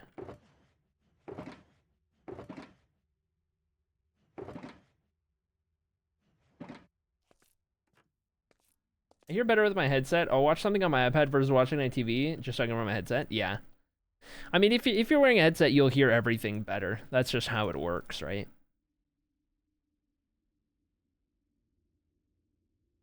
That's why I prefer to use headset. Like, a lot of people will just use, like, earbuds or whatever, so they don't have to have a bulky headset, like, even at their computer.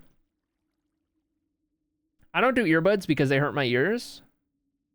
And I don't want to do speakers because the audio quality isn't as good as if you have like a headset or earbuds. Like you're just not going to hear everything as good. Doesn't matter how good the quality is on the speaker. You're just objectively going to hear better if it's right in your ear, you know?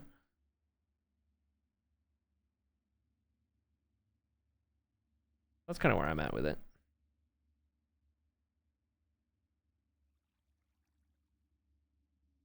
Almost made 15 boats.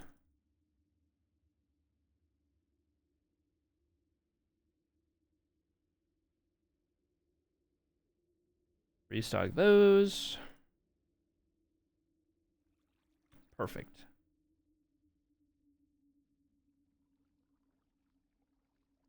Oops. A little bit more. And a little bit more still. Okay, now logs. A little bit less than what we got.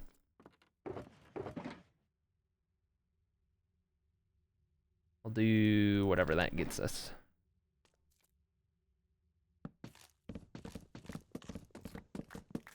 I'm really catching myself sitting at my desk wearing headphones listening to nothing. Yep, that'll happen.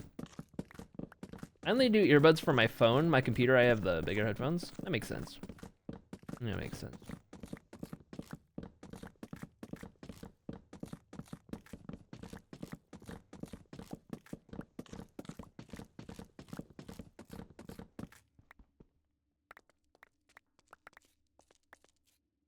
And again.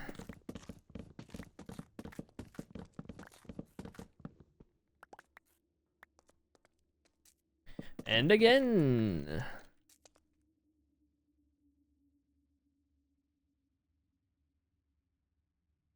Got some extra sticks. Need some mud. Guess do 44 again. Felt the same about earbuds until I got if it went over my ears. That's good. I've heard mixed things about it. I've never gotten them because I've heard very, very strongly mixed things. I've heard they were very bad, not worth it. But I've also heard that they were fine. So I don't know. Don't know what to think, but I also don't have a need for earbuds, so it's never been on my mind to get them. Try them.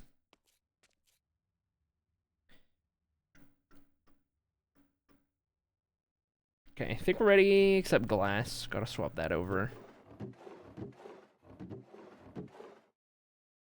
Green, not enough. 16. We'll go for 48. Got it. Let's go Fern. Oh, never mind. Drip and Dip work. 07. Sag. And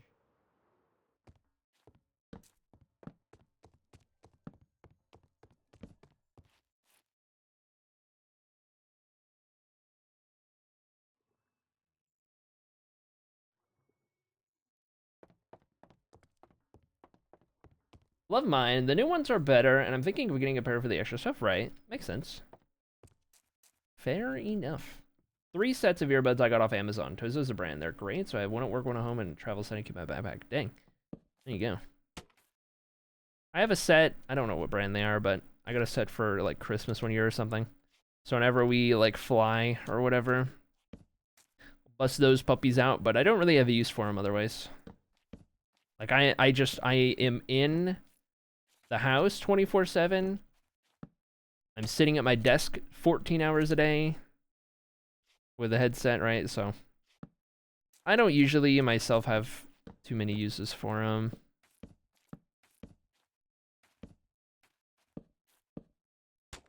Whenever we're in the car, we just throw the Bluetooth on. Car speakers. They're not the best speakers at all, but they're loud. You know?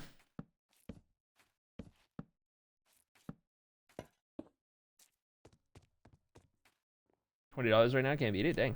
My ears are so small, it's so hard to find good earbuds. Yeah, I can imagine. Some of them come with like the different different size like rubber pieces or whatever you can swap out, but they're never perfect because everyone's ears are just so different.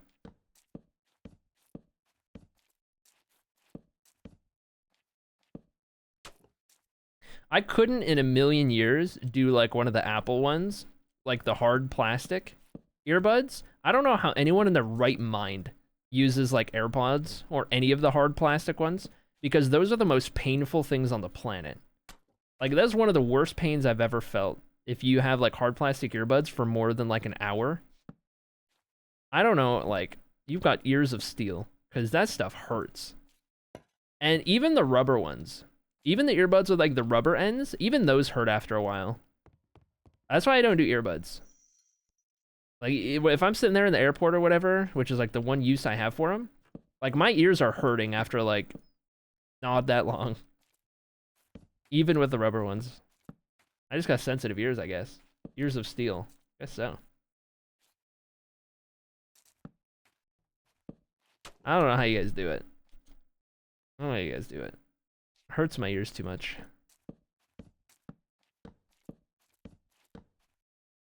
I absolutely hated them. They hurt and don't stay in. Yeah. Apple people are used to dealing with bad products. People run. Voided said it, not me.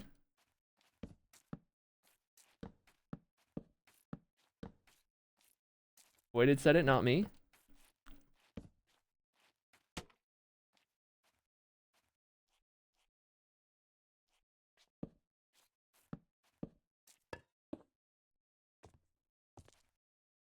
Even if I find comfy ones, I start to get dizzy from ears being plugged for so long. Yeah, that's fair. If I'm not wearing my earbuds at work, I'm probably wearing earplugs. That's fair. Earbuds aren't good for your ears anyway, so you're better off. Yeah. Apple's a fashion company that just happens to sell tech products, and that has stuck with me. That's real. That is real. Never thought of it that way. It's pretty accurate, yeah.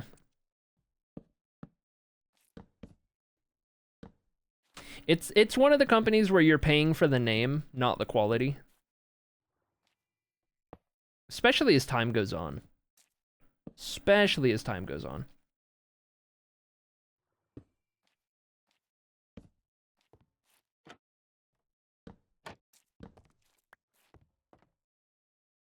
Okay, I guess we'll go from down here up.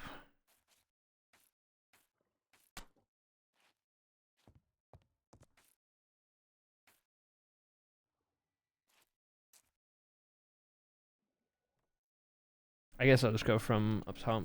I'll make it a little better. Paying for a processor chip. Oof.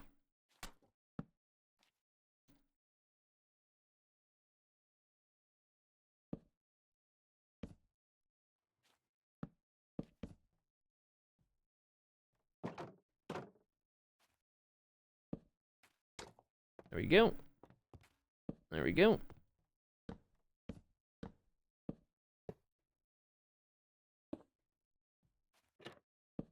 There we go. And another double log. What else is new?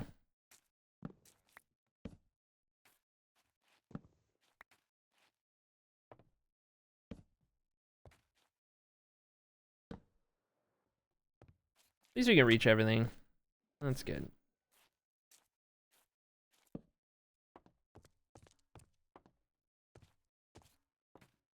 Gross alert. Not gonna lie. Get a lot of earwax so the earbuds come out waxy. Yeah. I have a similar thing. Like when I'm using earbuds, like I'm in an airport or I'm flying or I'm on the plane, it doesn't matter how clean my ears are. Like I will go out of my way to like super clean my ears. Earbuds still never stay in properly. Like they never stay seated properly to where you get the right effect of like they're supposed to be noise canceling, and it's like a different quality. Do you know? You probably know what I mean. Like you can have an earbud in, but it could be like not in. You know what I mean? And then once you get it just right, it plugs out all the other volume and you hear it crystal clear. but it's so hard to get it there. It doesn't matter how clean my ears are. It never, like, it rarely ever wants to stay that way in that, like, sweet spot. And it'll always just, like, get that little, like, that little tiny bit of, like, loosened up or whatever to, like, not have that crisp quality or whatever. I always have that problem. Doesn't matter how clean my ears are. And it drives me crazy because it's, like, 0 wax left in my ear at all. No reason it should still be doing that. And it does. And it's like, okay, well. Hate that. This message was brought to you by Headset Gang.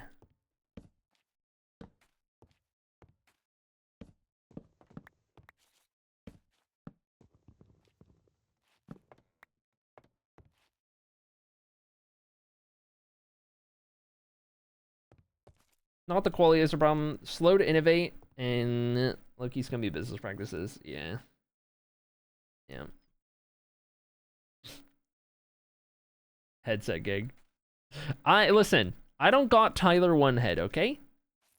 Listen, I may be headset gang. I don't got Tyler one head. All right? It ain't that bad.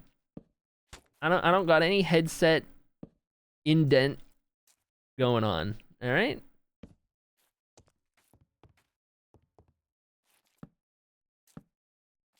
We're good.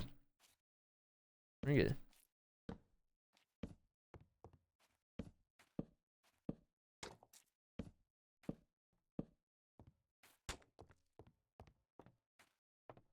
Yep. It's new wax from the heat in there? Maybe, yeah. I get crazy earwax only on the left because that's the side I sleep on. Bedge, annoying. Wait, you sleep on only one side? Wait, what? You specifically sleep on one side? You mean to tell me that you don't toss and turn the entire night, spending half of the time on your left side, half of the time on the right side, and no longer than 10 minutes on one side before changing? What? Left side sleeper? Huh? I can't stay on one side for more than 10 minutes before I am rolling over to the other side. That is my night every night without fail, religiously. It is always that, every night. 10 minutes on one side at most, roll over other side. Okay, after a little bit, roll over again. So I'm sleeping on both sides. Whatever side I happen to be on when I fall asleep. You know what I mean? But like as I'm falling asleep, it's one side, roll over, it's other side, roll over, it's back, roll over, it's back again. Whatever side I'm on when I fall asleep is whatever side I'm sleeping. But I gotta toss and turn all the time. Best for those with acid reflux. Interesting.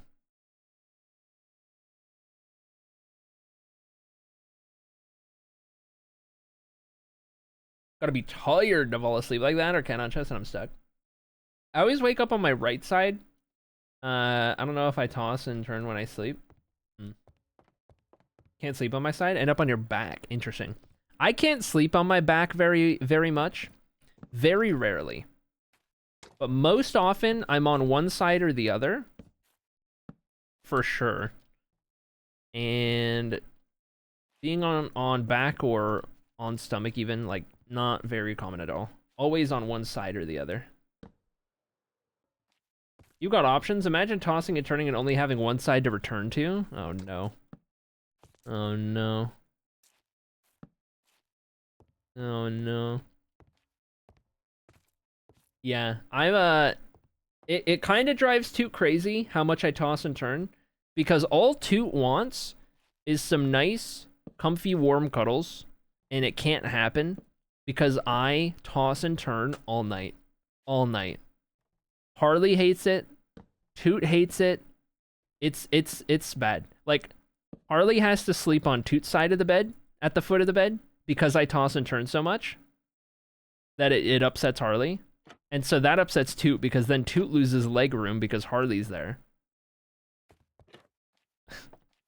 And it's just like my half of the bed is free because I am tossing and turning and moving and everything all through the night. Just at all times.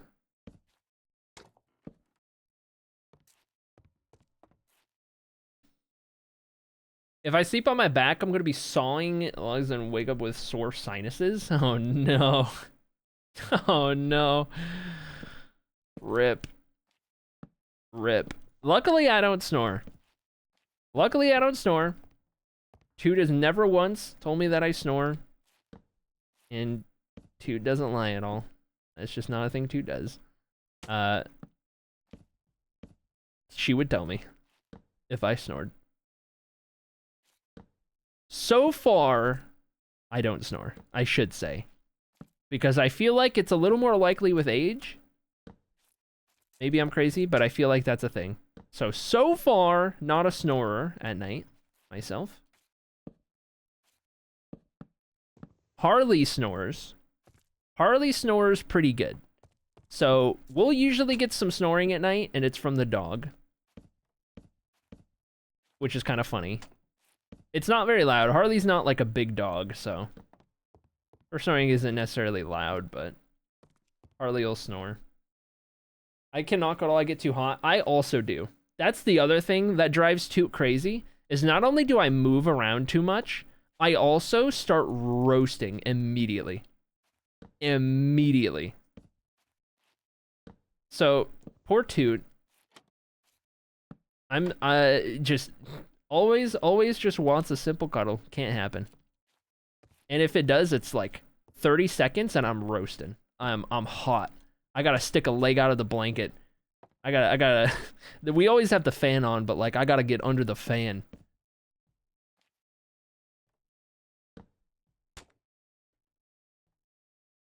Feel you there. Our dog is pretty small, but still snores so loud.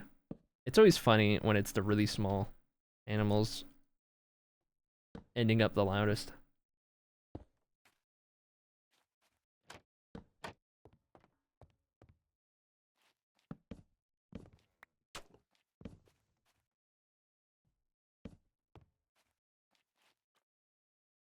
There we go.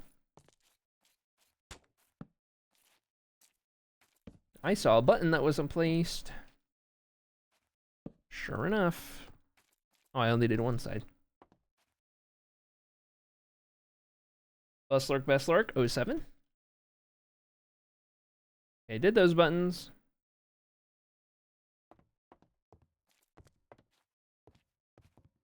Growing up, I expected living with someone to be going to sleep every night. Never has that been the case. Real. Real. That is so real.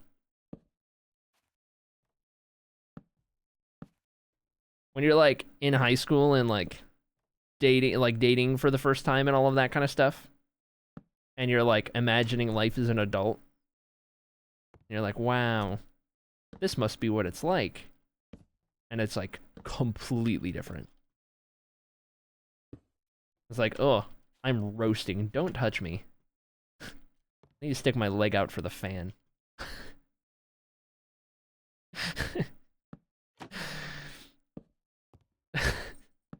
Classic. Classic.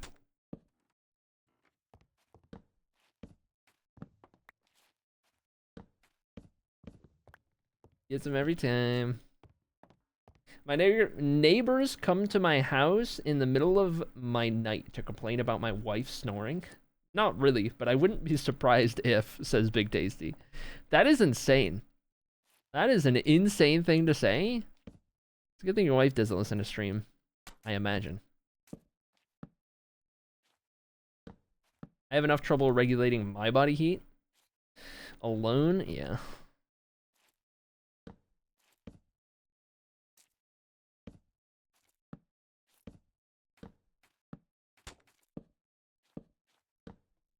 Me too, apparently.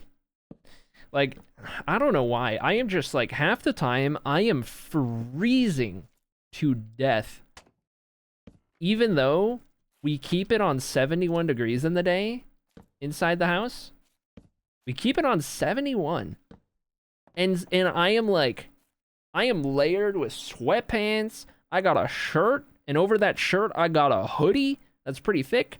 I'm always wearing socks all the time, and I'm sitting there like shivering in 71. It's crazy. And then at night, we'll have it at like 68 with the fan on, and I'm roasting. Like I'm dying half the time. But not before I'm freezing to death. I get under the blanket and I'm roasting. I'm dying. Like I hate it. It just can't get just right. Can't get just right. It was up, not the lesson we expected to take from Goldilocks. Oh no. Oh no. Oh, she knows she wakes the dead. Oh no. Oh jeez. Gotta keep the sock on lock for real. That's a crazy sentence. I am a sock wearer 24/7.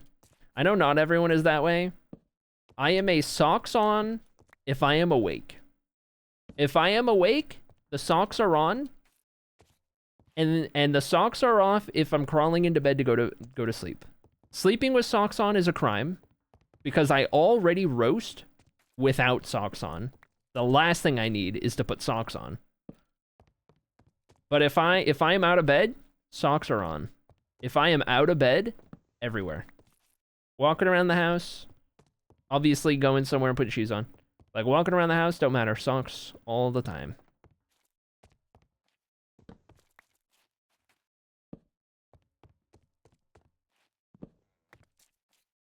Maybe you need a lighter blanket. Well, we have the sheet, and then we have the comforter. And then we each have like a really, like a smaller, like comfy blanket that we'll use like up towards like our shoulders and stuff. Like that's really light. We each have one. Kind of like the sloth blanket a little bit. I don't know, dude. I don't know. The comforter's not even like super thick. It's just like kind of standard. Comforter? I think I will. What a terrible joke. Alright, let's move this over to the other side. We're not getting the other side done today, but we'll move it over there. Mirror. Rotate.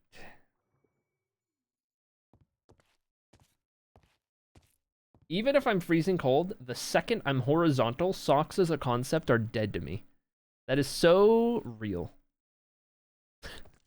Equating it to being horizontal, though, is hilarious. I'm here for it. I'm here for it. Alright. One more staircase to go, and we'll have all of those details done throughout the library.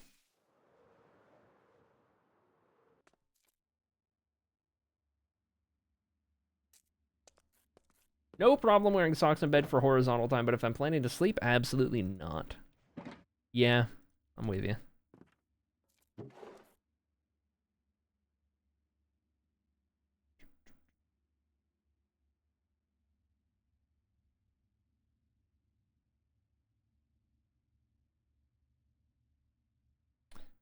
Those up there. Try to restock everything from here. Takes me approximately 3 to 5 business days to fall asleep, so horizontal is as close as it gets. Brutal.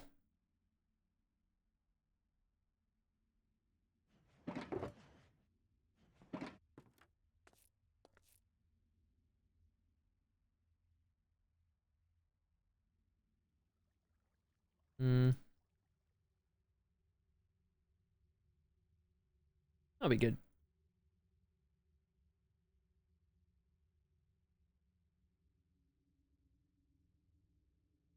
It'll do.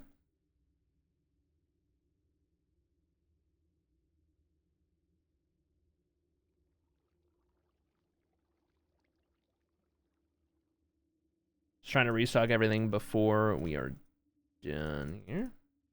He's restocking enough.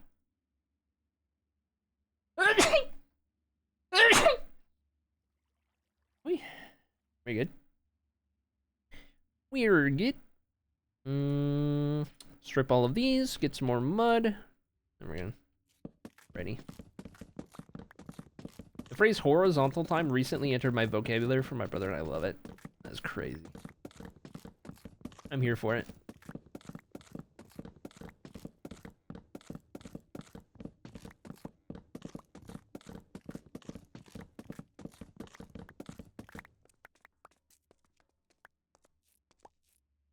Four more.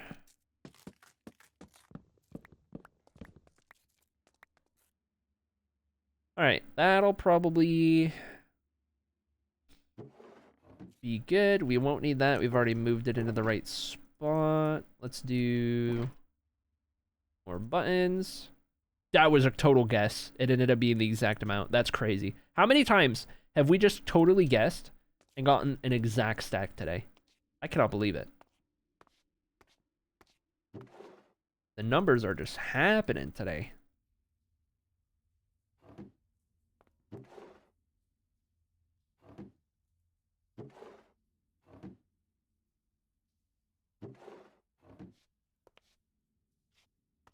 Okay, craft these and then we'll have everything.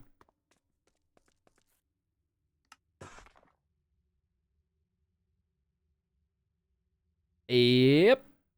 That looks about right. When next we return, there's nothing I needed to do in here today, right? Resubs, no gifted subs, no vibe checks. Looks good to me.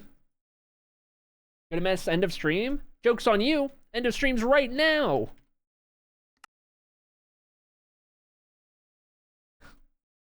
Oh 07.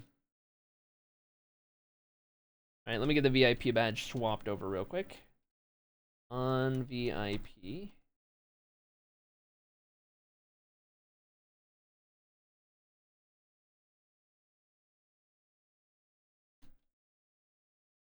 And VIP. Last call on drips. Get your drips here, get your drips. Get your drips here, get your drips, get your drips, get your drips. Get your drips, get your drips.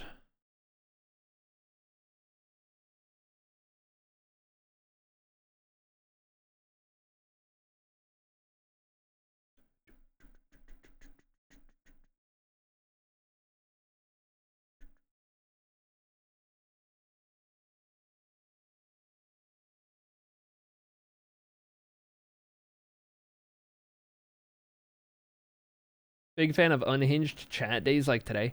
Unhinged chat is the best chat. It is just the truth. It is just the truth. Real.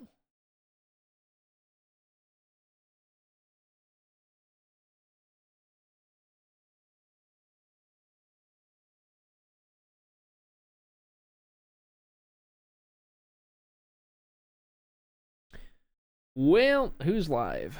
Where are we sending you guys today? Happy holidays, everyone. Master Builder, thank you for the 20-month resub, dude. Holy. What the heck? You see Master Builder, thank you so much for the resub. What the heck? By the way, chat, we'll be back on Friday. There should be a Friday stream in the Inspire world. There will not be a Saturday stream. So Friday stream will be the last one of the week.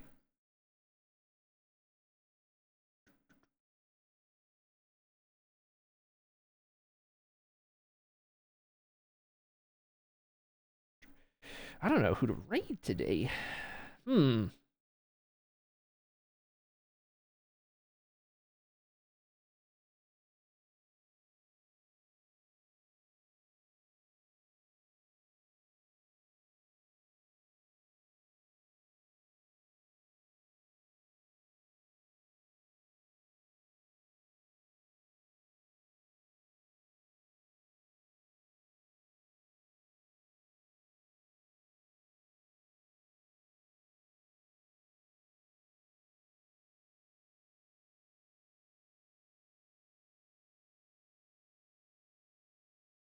I guess I could send you guys over here. I don't think we've raided in here for quite a while. I don't think we've raided in here in quite a while, so I can send you guys over here.